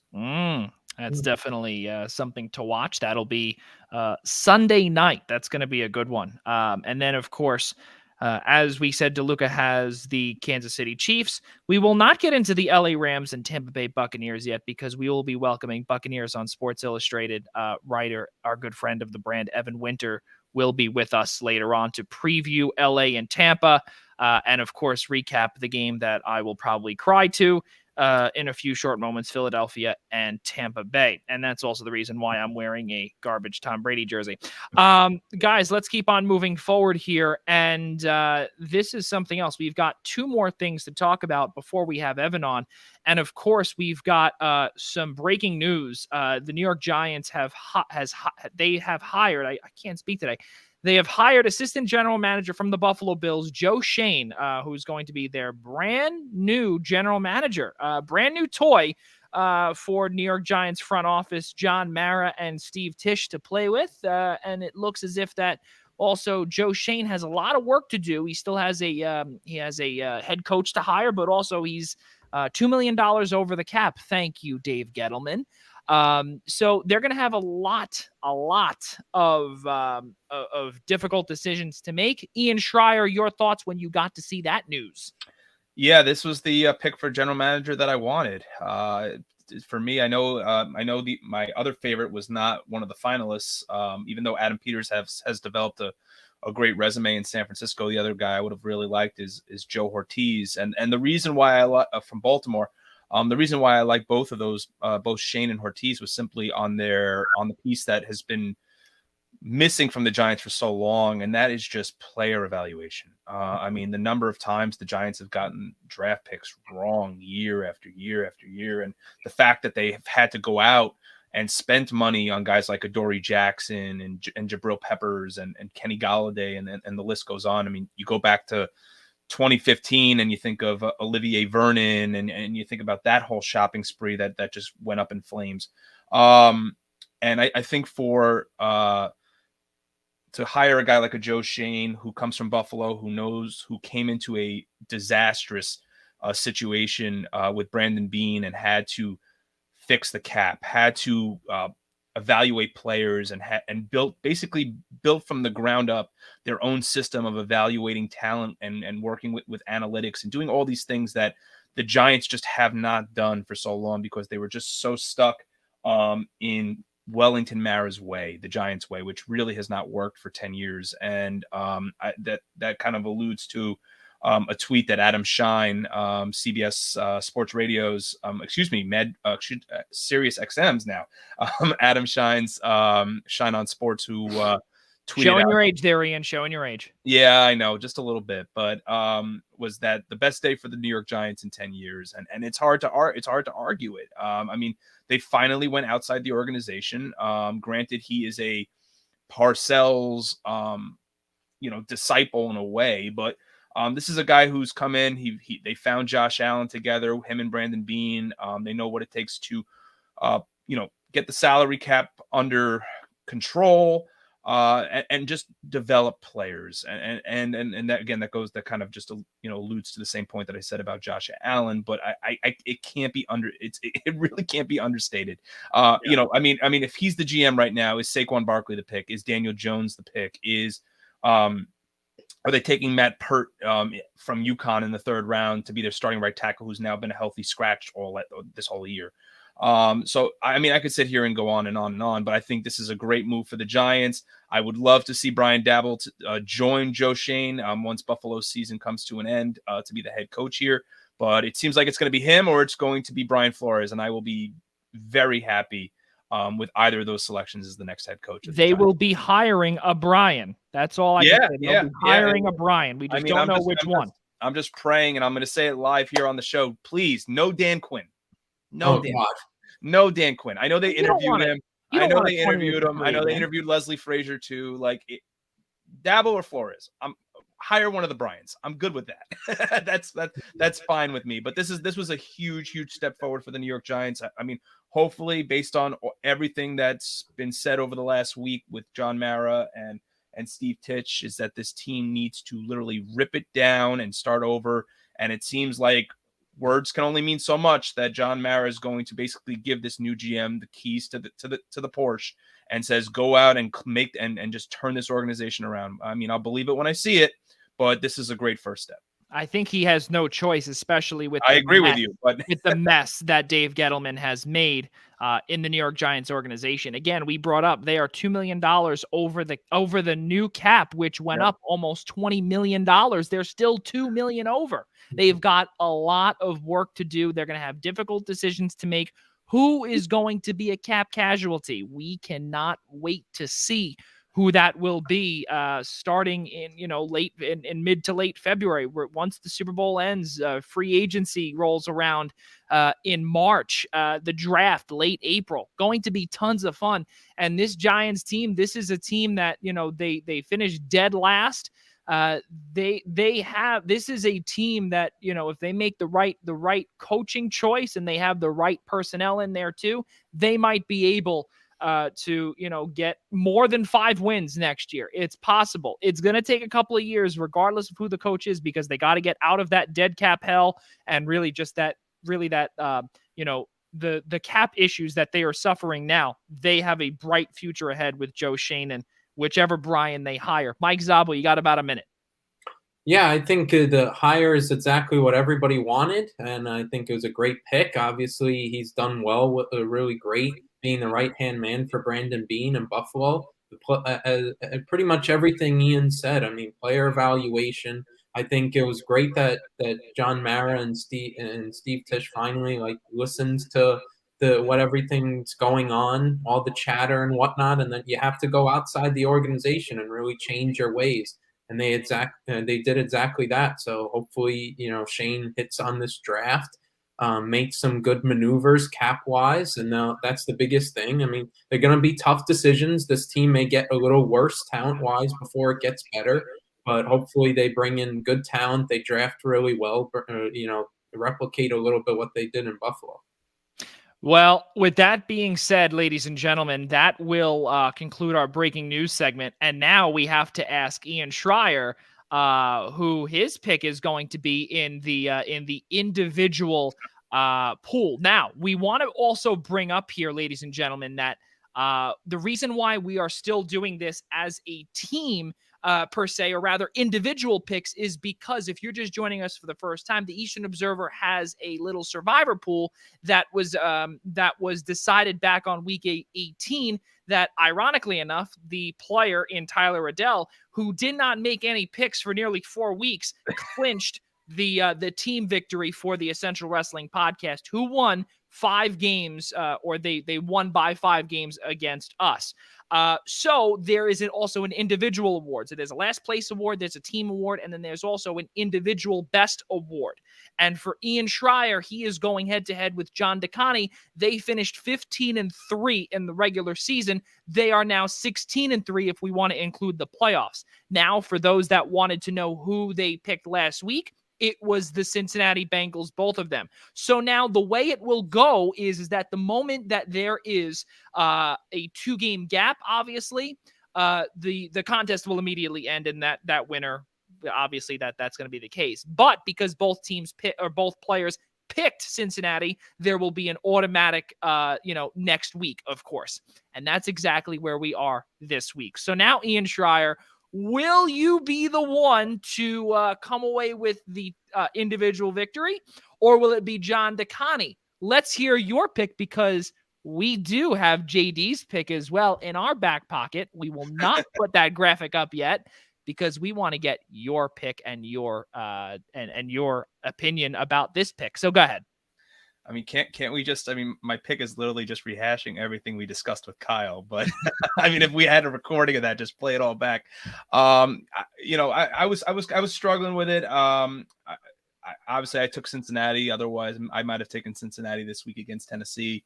I really can't touch Buffalo or Kansas City. I was trying to find a way to avoid Green Bay, because you don't want to obviously get stuck. It's kind of a situation where you kind of have to pick one conference or the other, because you obviously don't want to get stuck in the Super Bowl without having a team potentially to pick if it comes down to that.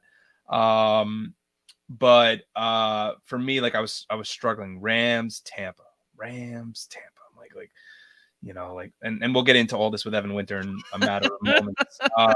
But to me, what really stuck out to me is just the entire conversation. And if anybody wants to, goes back and rewatches or re-listens to our show and just listens to the 30-minute heckling of Jimmy Garoppolo with us, that is the piece to me that stands out in this whole game in Green Bay. So yeah, to me, it's the most sure bet.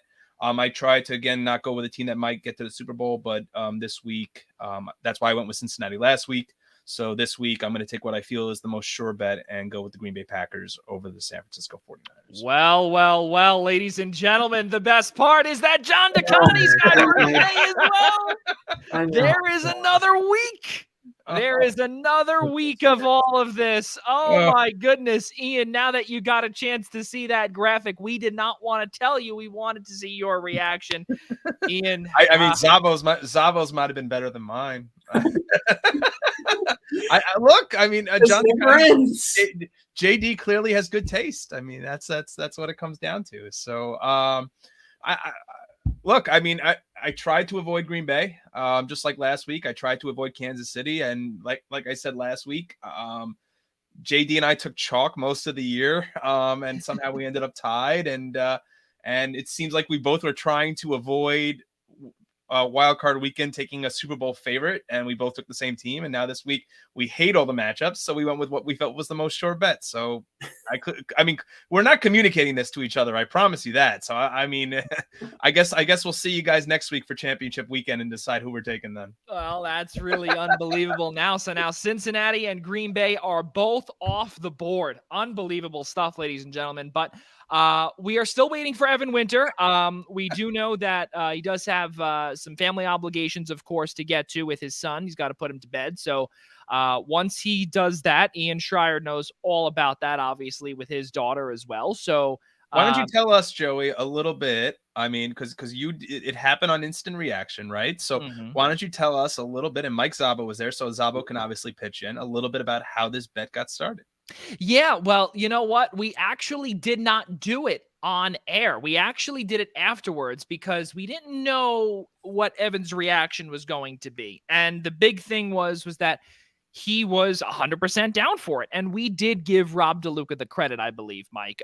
We did give, I believe we gave him credit, but you also took some credit too, Mike, because the two of you were the big reason why I am wearing this Tampa Bay Buccaneers jersey. So for everyone that is tuning in right now, first off, thank you for doing so. But also we got a chance to talk with Evan last week. He was unable to come on to our pre-record on Thursday, so we had him on Friday ahead of the Tampa and Philadelphia Eagles game.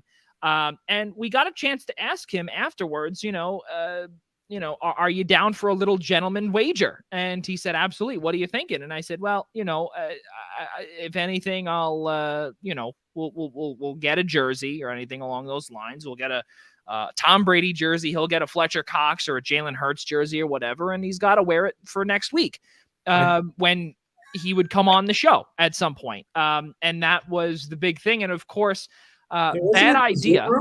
I think it was the Zoom room to make his like background or like all sorts of stuff behind him. See, now I got to ask Joey: is he returning this after tonight back to Fanatics or wherever, or the now defunct Models that might be on the corner? I mean, where is this going back, or is this staying inside your closet with the rest of your legendary? No, jerseys? this actually. I'll be honest here, since our subscribers and viewers are far and few between right now, I can say this, but the tag that I'm wearing is actually slid underneath my underneath the shoulder here. So this will be going back, and as we see the viewership just ticking down, and for some reason it looks like someone is calling Fanatics 1-800 number. Oh, that's great. So now I'll be able to return this. Yeah, so that's exactly where this is going. This is a good sport. This is something. You could get it. You could try and get it signed, and God knows in some day in the future what it would be worth. You know what? Listen, you beat Brady in the Super Bowl when he was with the Patriots. Yeah. So it was just a wild card. Yeah. That is true. That is 100% true. So we'll see. I'll be honest with you. Like I said, we're a good sport. We're wearing this, and Evan is on his way now. We just got word from him. He will be with us in a few short moments, but.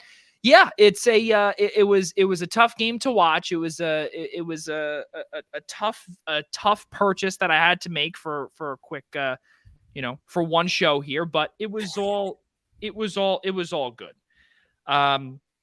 So yeah, the big thing was that Joey was gonna just like get a Buccaneers jersey, and I said no, it has to be Tom Brady. Like, what are you gonna get, some random dude or whatever? Like, it's got to be Tom Brady. I could have gotten New York Giants legend Jason Pierre-Paul. I could have gotten that. That would have probably been good, and then I could have came here in a hand brace with, and I could have, gone like this or something. It doesn't have a finger. I think what would have been cool is if like you pulled out found out who the Buccaneers long snapper was and yes, I should, that's like someone buying years ago as an Eagles fan, like a John Dornbos jersey, America's Got Talent legend. John Dornbos, amazing. And Ian, you're a game show guy. You've seen John Dornbos on. I've never heard of John Dornbos as America's Got Talent. Wow. Wow. Yeah. He was a magician. He was a magician, in addition to a long snapper. So, wow. Come on, get the viewing right when it comes to game shows, damn it. Okay. So we're about to get Evan on here. One thing that we do want to just say also is that tomorrow, we will be having full coverage, St. John's, Seton Hall, the front end of a home-to-home with St. John's and Seton Hall. I want to just ask Mike quickly before Evan comes on here with us, and we'll close out with him. This is a must-win for St. John's tomorrow.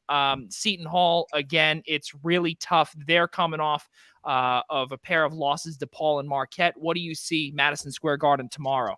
I mean, goodness great. It's about as big of a must-win as it gets. I mean, that was a huge letdown against Creighton. I mean, that was a team that Creighton and Marquette are two teams in this Big East field that we did not really expect to be this good this year, and will be the team that. Wait, Mike? Did you just say Marquette? Creighton and Marquette, like. Did you just say Marquette? Oh, Ian. Yeah. Oh God, Ian.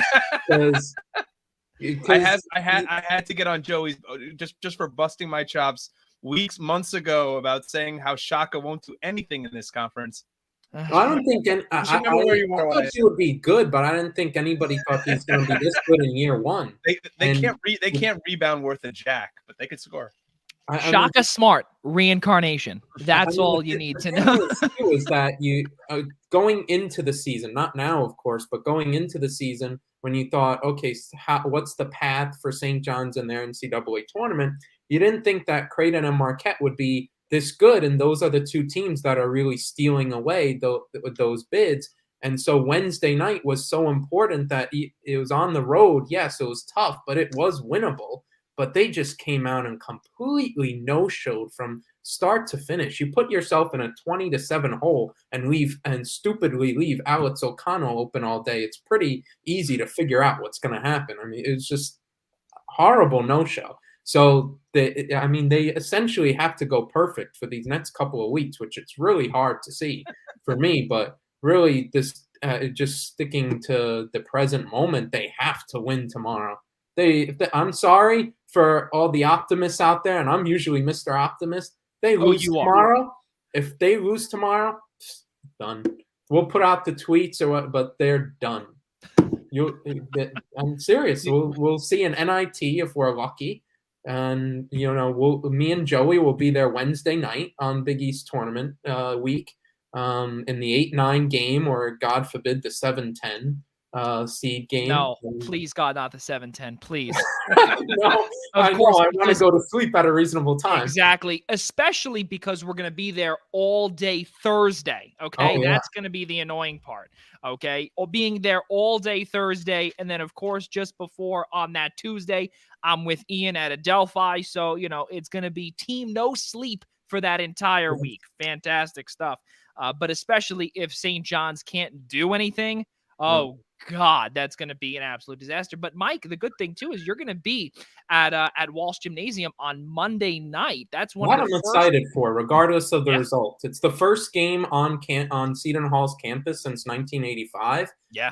It's all students, which I'm sort of intrigued to see. Seton Hall's like virtual right now in terms of like classes and in person or whatnot. They're all virtual, but they're having this all student game. So. Interested to see how that's going to be. If everybody it must be doing well, the sales. So it should be a really raucous atmosphere. So I'm really intrigued for that game, regardless of the result. Just to look at that, a unique situation. You never really see this home and home, but that's what we have in this COVID world. But should be an interesting one, that one. But yeah, just for tomorrow. I mean, St. John's has to get a split, and it's more likely going to happen at MSG if it is going to happen. They go 0-2. That's just exactly what's going to happen. I don't think those games are going to be close. No, it's not going to be close. But I think, like I said, and especially Monday too, in front of 1,400 screaming students. that game is a wash. Tomorrow, like I've said to you, Mike, before, and Ian knows this as well, and hell, even Evan knows this too. He's backstage. He now knows. Bring Evan in already. He now knows. In addition to laughing at this, he now knows that St. John's does not travel. They do not travel. They don't even travel to Manhattan. It's a disaster. But yes, get all the laughter out, everybody. Get the laughter out. Okay, all right. I've got a Tom Brady jersey on. Yeah. Ladies and gentlemen. Evan, it has the tag on it, Evan. I'm so sorry for being late. I was finishing my victory laps, so I'm sorry. It took me a little extra time to get them done. My bad. Ladies and gentlemen, Buccaneers on Sports Illustrated writer, and of course, our good friend, Evan Winter. Evan, thank you so much for coming on here. How are you on your side? And I can't even ask how you are, in terms of Tampa Bay style, because we all know how it is, okay? We know how it is. How are you doing? I'm doing great. Another week of relevant football to talk about, but I don't know. And we'll obviously form this by the end of the conversation, but I don't know if there's going to be any more relevant football to talk about after this weekend. But we'll get to that in a little bit. We'll tease it a little bit. Yeah. Well. But I'm great. I'm great. I hope everything's well. Evan, good to see you a couple of weeks in a row. We cannot thank you enough for coming on here with us here on this Friday night and spending some time with us to close out our show. But of course, we got a chance to see Tampa Bay take down Philadelphia. There wasn't even a contest at that point. I actually walked my dog, went to go play outside with her in 20-degree weather, and I even took a nap in a 2.5 hour span or 3 hour span. Would you like to catch me up on what I missed? Which I was told nothing. That sounds like a more productive day than the Eagles had, honestly, throughout the entire course of the game. I mean, dude, we talked about the game coming into the weekend, and I thought, just based off of, obviously, Tampa Bay was returning a lot of starters, a lot of key players on defense, but based off what you saw against two really bad offenses in the Panthers and the Jets over the last 2 weeks, a lot of questions coming into the game, but Tampa Bay absolutely dominated. I even said on the show, I thought it was going to come down to a game-winning drive. Obviously, that was not the case. I just kind of stretched back and laid back in my recliner as I did my recap, no stress. At the end of the day, Tampa Bay was simply the better team. The defense looked like the defense that came alive last year during the playoffs. They had that same intensity, that same fire. Tom Brady was Tom Brady. So, we'll see what happens this weekend with Tristan Wirfs, though. I mean, that's obviously a huge deal coming into this weekend. Yeah, well, you know what? In addition to Tristan Wirfs, something else, too, on the LA side of the ball, they also have two offensive linemen that are deemed out already. That's a big deal, Evan, especially because we continue to talk about last week with the Tampa Bay pass rush really came through again against Philadelphia. And now it's going to be coming through again, we assume, against LA, and in a completely different way when you've got two backups that are going to try and protect Matthew Stafford. Yeah, and Jason Pierre-Paul was not available during the week 3 matchup. Neither was Sean Murphy-Bunting. Jamel Dean probably played a dozen snaps. Still no word on SMB, or official word rather, I should say, just yet. But Jason Pierre-Paul and Jamel Dean are going to be both in this game. And then, losing Andrew Whitworth is a huge deal. That's your starting left tackle. That's Matthew Stafford's blind side. Like I just said, Jason Pierre-Paul is going to be back. Shaquille Barrett is obviously playing well right now. He had the interception last week, what Mike Evans called the play of the season or the year for the Bucs. It's going to be interesting to see how that happens. But the thing with the Rams is they do the misdirections, the counters that, Tampa Bay, they're a straight downhill defense. You know what I'm saying? Like they want to penetrate. They want to get after the backfield as much as they can. But the Rams know how to divert that. So we'll see how it goes either way. Yeah, that's a big deal, especially, we brought up just a few moments ago about, those two offensive linemen. Now Cam Akers is in. He showed out against Arizona. That was another big deal, of course. But thankfully, we're not really discussing about last week's game because we've already come to the consensus that walking the dog and falling asleep with some Cheetos on my chest was better than watching the game last week. But with what Matt Stafford did last week, though, Evan, was was pretty good. We were all expecting that it was a guarantee. If for all those bettors out there, it was a guarantee that he would throw an interception. He didn't do one. I couldn't believe it. Yeah, and it's amazing how good the Rams offense looks and just the Rams look in general whenever he's not giving the ball away. He's the key to their postseason. Obviously, he's the reason why they went out and traded, for him. I mean, that sounds completely inane and backward, but they knew Matthew Stafford was the missing piece. Obviously, they added Von Miller and OBJ since then, but Jared Goff was not going to take them to a Super Bowl trophy. Obviously, he brought him to a Super Bowl. He was not going to win them a Super Bowl trophy.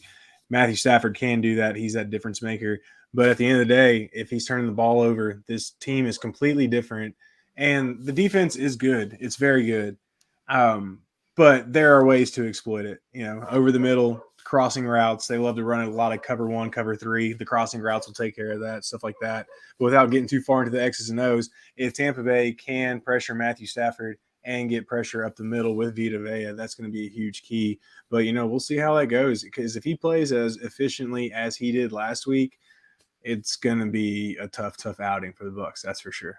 Yeah, well, you bring up also about ways to exploit their defense. Now, the big thing here for me before we get to Mike and to Ian here, Mike Evans and Jalen Ramsey, that's going to be a tough battle. We got a chance to see, obviously, Darius Slay against Mike Evans. There really wasn't that, it wasn't a lot, or maybe something happened when I was sleeping. But, all joking aside, though, this is an all-pro cornerback going up against another amazing talent in Mike Evans. What do you see with this matchup that was a little different from Darius Slay? That could be better or worse for the offense. Yeah, Mikey said last week he prefers man coverage, bring on the man coverage, and he's going to get that this week in Jalen Ramsey. So it'll be interesting to see how they go after each other.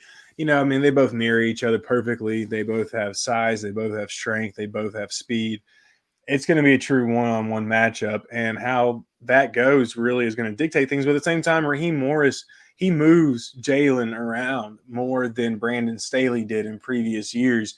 Jalen usually just stayed on one side of the field. Raheem, he's got over 300 snaps out of the slot this year under Raheem Morris, which is like 30% of the defensive snaps he's played, but it's like more total combined defensive snaps in the slot than he's played the previous 3 years coming into this year. So they're using him all over the defense. That's like, it's really cool what Brandon Staley did last year, but Raheem Morris is taking those concepts, but yet maximizing matchups. Aaron Donald is playing all over the defensive line. Von Miller and Leonard Floyd are literally, Von Miller's only playing 57% of his defensive snaps on one side of the ball since he's been traded. They're both swapping sides. So you're going to see all kinds of different matchups all over the place. So while, Jalen Ramsey is going to be on Mike Evans for, majority of the game like Darius Slay was, don't be surprised if you see him drop off in the man match zones and all that stuff. But that's going to be a huge factor in this game. It's going to be interesting to see how it plays out. Really crazy stuff. Mike Szabo, take it away. Yeah, Evan, just to go on, we alluded to the offensive line and all the injuries on both sides, on both teams. What's going to be the biggest impact? The offensive line for the Rams, their injuries, and you spoke about that before, or is it for Tampa Bay and Tristan Wirfs and potentially Ryan Jensen not even being there? What's going to be the bigger impact in those injuries? It's definitely going to be Tristan Wirfs. No offense to Byron Leftwich, no offense to Bruce Arians, but Sean McVay and the offensive coordinator for the Rams right now is slipping my mind for some. I want to say Kenneth something, but either way, they're better. They're better at coaching. They're better at game planning. They're better at exposing the weaknesses of the defenses that they're playing. Plus Matthew Stafford, even though he's not known for his mobility, he's not a statue like Tom Brady. He can get out of the pocket. He can make plays out of structure. I think the Rams are one of the top teams in the league at using rollouts and bootlegs. So they take advantage, while as the Bucs aren't. Andrew Whitworth, he's huge. He's a huge loss. Don't get me wrong. But Tristan Wirfs, I mean, if you look at this offensive line in 2019 when Jameis Winston was here compared to the last 2 years with Tom Brady, it just so happens that the Bucs drafted Tristan Wirfs in 2020, and all of a sudden their offensive line becomes the top 5 offensive line in the league. And like I said, a lot of it has to do with the game planning, with the skill set between Tom Brady and Matthew Stafford. But in my opinion, it's definitely going to be Tristan Wirfs if he does not play. Josh Wells is a very good backup. He's a solid backup, but the loss of Wirfs is going to sting way more than the loss of Whitworth. Yeah, absolutely. And just before, Mike, if you want to continue, Kevin O'Connell, offensive coordinator. There you go. There you go. LA Rams. But also something else too, Evan, I just want to put this in here, Mike, quickly, is that we remember when Tom in his last year in New England, he was getting pressured, sacked, everything. That offensive line, this is something completely, it's like a breath of fresh air for him down in Tampa. He has not seen a top 5 offensive line in many years. Crazy stuff. Yeah, and the one good thing is they do have Rob Gronkowski to kind of help on that right side if Wirfs doesn't go. But at the same time, that takes away, if you're leaving him in the block, that takes away one of your main threats in the passing game. So, it's kind of, what pick your poison kind of at the end of the day.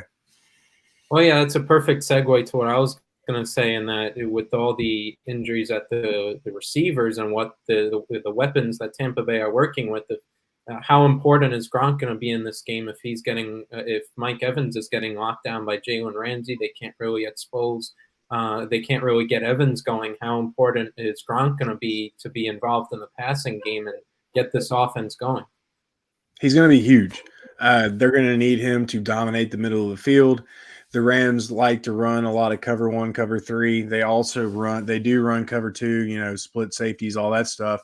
But those underneath crossers, when they do run the split safeties, the seam routes down the middle, he's going to have to dominate in that area. And I don't know if a lot of people remember, but he was taken out of the game early in the week 3 matchup. The Bucs are targeting him. They targeted him deep. He dropped the ball. He wasn't really a factor in that game, but his presence was allowing a lot of the other stuff to develop. It's going to be a big deal. If you look at the tape from last week, the Rams used a lot of zone coverage concepts to defend Zach Ertz. You saw guys like Troy Reeder, Terrell Burgess. I'm trying to think of the one linebacker right off the top of my head, number 32, Tavin Howard, I believe that's his name. You even saw Eric Weddle on Zach Ertz at times because they were using all these zone concepts. I think that's what they're going to do again this week. Jalen Ramsey was even on him at one time, and it's going to be interesting to see how they play. I do think, though, at the end of the day, Rob Gronkowski is going to have a nice game this week. Ian Schraier, go ahead. Finish us off. Evan, always good to see you. Always appreciate our conversations on Twitter as well. Good seeing you. Going back to what you were saying about the Rams D and the fact that Raheem Morris likes to move Jalen Ramsey all around the field. That to me seems a little concerning, strictly because the Buccaneers are down 2 of their best receivers. One is no longer there anymore, and the other, Chris Godwin, is hurt. So if you're putting, for example, Jalen Ramsey in the slot to cover, say, a Brashad Perriman or a Scotty Miller, and leaving 1-on-1 with a second or third corner going against Mike Evans, can the Rams afford to move Jalen Ramsey around as much as they have during the season? It's an excellent question, because a huge part of that is the current non-availability or unavailability, whatever proper English term you want to use, of their safeties in Jordan Fuller and Taylor Rapp. Both of those guys would help aid in those situations. If they want to move Jalen Ramsey around, well, they'll bring one of the safeties down to help Mike, or help Darius Williams, whoever else. Which, don't forget about Darius Williams. Had a great year last year. Hasn't made many splash plays this year, but is still a good matchup for a cornerback in this situation. Plus, he's not going to be going against Chris Godwin or Antonio Brown. He's going to be going against Tyler Johnson, Scotty Miller, so on and so forth, blah, blah, blah, blah. But anyways, go back to your question. it's going to be interesting to see what they do with Jalen in this particular week, because like you said, if Mike's out wide, if he's on the backside of a 3-by-1 formation, you send your weak side corner out there, let's say Darius Williams. Well, all of a sudden, like I said, Darius is a pretty decent guy.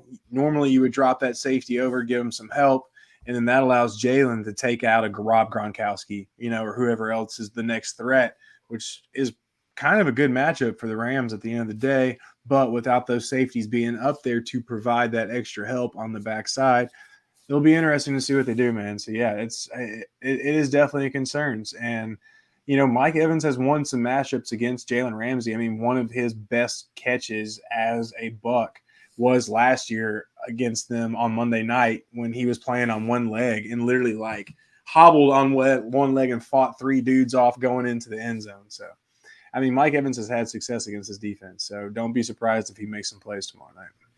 To further, Evan, to further game plan in terms of LA going into this weekend, we saw last week against the Eagles that they really refused to go away from the running game, which was with Miles Sanders, which was working for them all season. And whether it was an injury to Jalen Hurts be damned or not, it definitely led right off the bat to the Eagles' downfall. But one thing we saw with the Rams this past weekend as well, was the established running game. I mean, I do have my concerns about Matthew Stafford and his turnovers this year, but the established running game with the return of Cam Akers, I felt like the game really took off right off the bat when Sony Michel just broke off that 50-yard carry on the first play from scrimmage. And do you feel, to a certain extent, even though the Tampa Bay comes in with a suspect pass defense, that potentially with the success that the Rams had against the Cardinals with their running game, that potentially they might try to establish that running game with those two types of players, and maybe that'll fall a little bit more into the Buccaneers' hands in terms of the way that game might go? 100% they're going to try to establish the run. I mean, everybody thinks of the Rams as a pass attack, almost like the greatest show on turf, 20 years ago or whenever it was. But really, they run their offense through the running game. Because like I was talking about earlier, they run so much play action, so many counters, so many jet sweeps, motions, whatever, whatever is the opposite of what you think they're going to do. They base it off the run game. Now, do I think Tampa Bay is going to have success? Yes, because last week coming in, the return of Levante David, the return of Shaquille Barrett, the return of Jason Pierre-Paul, that was all going to play a factor in how the defense looked. Defense came out on fire. The Rams aren't an identical offense to the Eagles by any means, but they do have a lot of the same concepts that they like to use. They a lot of their backbone, their bread and butter is that misdirection in the running game, the counters in the running game. So I think Tampa Bay is going to be ready. Now, whether or not that translates into the passing defense, whether or not they can stop this passing attack remains to be seen, because honestly, if you ask me, Sean McVay has Todd Bowles' number, is 2-1 against him in the last 3 meetings. 2 of those wins were with Jared Goff. They scored 41 points in one of the matchups with Jared Goff. 27 in the other matchup. So he's obviously figured out something against Todd Bowles. So, it's a toss-up when it comes to how this defense is going to play this week. And I know I said that last week, but I really mean it this week. Yeah, right. That was what we call a snoozer. There was no, All right, let's move on here. Predictions, ladies and gentlemen. Los Angeles Rams going to battle inside Raymond James Stadium, taking on the number 2 seed Tampa Bay Buccaneers. We'll save the best for last, being Evan Winter. Let's get to Mike Szabo first. Who do you got, Mike? I think this is going to be a really interesting defensive battle. I think it's not going to be high scoring, going to go back and forth. I usually don't like to bet against Tom Brady anymore, but the offensive line issues and whatnot, and I'm going with the Rams 20-17. Oh, okay. Ian Schraier, who do you got? I'm not betting against Tom Brady here. I'm going to stick with my bias here a little bit about Stafford and his turnovers. I think Ryan Suckup kicks a game-winning field goal as time expires, with Brady leading another fourth quarter downfield comeback, 25-24 at the buzzer. Wow. Okay. Well, Rob DeLuca has Tampa Bay, period. For me, I've got Tampa Bay as well. I don't really care what. Listen, I know that LA's got their fair share of offensive weapons, but something that Evan pointed out before was Gronk being like another blocker. If anything, we forgot a name to bring up. How about Cameron Brate? He's another one that can also be there as well. Yep. And, again, he's not Gronk, but they have other options. And if just in case, as you said, Evan, if Wells, he's a good offensive tackle, but if he's got a problem on that side against Von Miller or whoever it may be, or against Aaron Donald, of course, the best defensive tackle and the best player in the game, you also have Gronk there that can shift it over, just a little bit. The two offensive linemen for LA being out scare me, one of which being Andrew Whitworth. Tampa Bay wins 28-20. Evan, who do you got? So I was terrified of this game about 4 days ago. Now that I've watched more film over the last 4 weeks, I'm not as terrified. And especially with the fact that Josh Wells is most likely going to play in this game. There was a feeling earlier in the week that he might not play and that the Bucs might have to move their starting right guard Alex Kappa to right tackle, which he hadn't played since 4 years ago in college. And then they were going to bring in their backup guard and Aaron Stinney. That's how they were going to makeshift the line, but it looks like Josh Wells is going to play. I'm ready to get hurt again. I took Tampa Bay in week 3. I'm going to take them again this week after watching the film, especially against the Cardinals. There are a lot of holes to exploit here. If Tom Brady does his postseason thing, which is win games and play well, then the Bucs are going to win this game, and I feel like that's they're going to do. I've got them 30-28 at the end of the day. Oh, well, Tom Brady has won 9 straight divisional round games dating back to 2011, the longest QB win streak in any round in NFL history. Unbelievable stuff. Ladies and gentlemen, our good friend Evan Winter from Buccaneers on Sports Illustrated, one of their main writers there for the Tampa Bay Bucs. Evan, thank you so much as always for coming on here and just being a great friend to us. And we'll see you soon and enjoy the game on Sunday, I believe it is. Sunday, yeah. Yes, sir. Sunday, 3:00 Eastern. And Joey, I gotta say, man, red and pewter is definitely your look, bro. You should keep it up. Well, no. Starting tomorrow. I mean, bro, it looks good, dude. I mean, I gotta say, it really brings out just the Joseph in you. What should I say? Well, thank you very much, Evan. I appreciate that, man. I think we gotta leave Evan on that note. That was a pretty good way to end it. That was fantastic, Evan. Thank you so much, man. We'll talk to you soon. See y'all. All right, man. So, ladies and gentlemen, let us continue here. Our portion of the show is complete. Let us get to the kudos since we are a couple minutes over, but we will do whatever it takes, of course, to get our good friend Evan Winter on board here. And Ian, let's start with you. Your kudos for episode number 79. Yeah, my kudos. I've actually got 2, and they're going to be pretty quick. My first one goes to the Cincinnati Bengals on finally breaking that playoff curse for sure.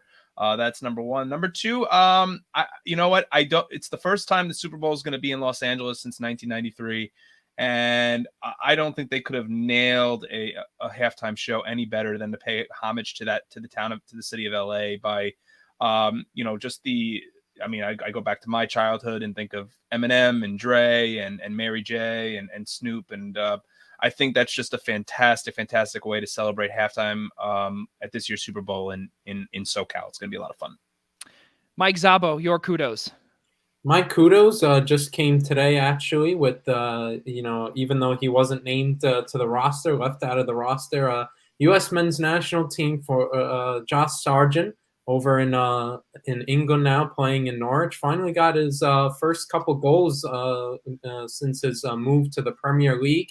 I got 2 goals in a 3-0 Norwich win today. And, of course, he got serenaded by a USA chant in England after the game. So banner day for Americans abroad. Great day for Josh Sargent. Hats off to him on a great game. My kudos goes to the New York Islanders. You're winning 2-0 against the Arizona Coyotes and are up in shots 14-13 after 2 periods of play. you're going to the Stanley Cup. Amazing stuff. That is all we're going to do there, ladies and gentlemen. But our portion again of the show has come to a close. Let us get you some of the bills that we always do pay. Ladies and gentlemen, starting on Tuesday, 5 p.m. Eastern time, January 25th, the Essential Wrestling Podcast will return, presented to you by ProWrestlingPick'em.com. Join our guys, Al, Carl, Ryan, Joy, John DeConnie, John Smith, and Gary Miheffy for all of the latest in the world of wrestling. And of course, next week is going to be the WWE 2022 Royal Rumble, which is another show that will be, I believe, on Saturday next week. But our guys will be previewing that show on Friday, January 28th at 3 p.m. That's going to be a double header on Friday that we have not seen or spoken about in a long time. It's going to be a fun one. We've got, obviously, our show next week, but of course, that day will begin with Central Wrestling Podcast Royal Rumble preview special, starting at 3 p.m. Eastern time right here on the Eastern Observer. Ladies and gentlemen, of course, please subscribe to our show by searching the Primetime Rundown on the following platforms: Google Play, Apple Podcasts, Spotify, iHeartRadio, and of course, the newest platform that we were able and blessed to be now a part of is Odyssey. And of course, if you all want to see our beautiful faces, please search us on YouTube by searching the Eastern Observer. Same thing goes, of course, for the Essential Wrestling Podcast. All of the same exact information there. Just instead of searching the Primetime Rundown, search Essential Wrestling Podcast. Ladies and gentlemen, one final time for my friends Ian Schraier and Mike Zabo, and of course, Rob DeLuca, who is on assignment. I'm Joey Jarzynka, and for all of us here at the Eastern Observer and the Blackjack Media Group, we'll see you next week.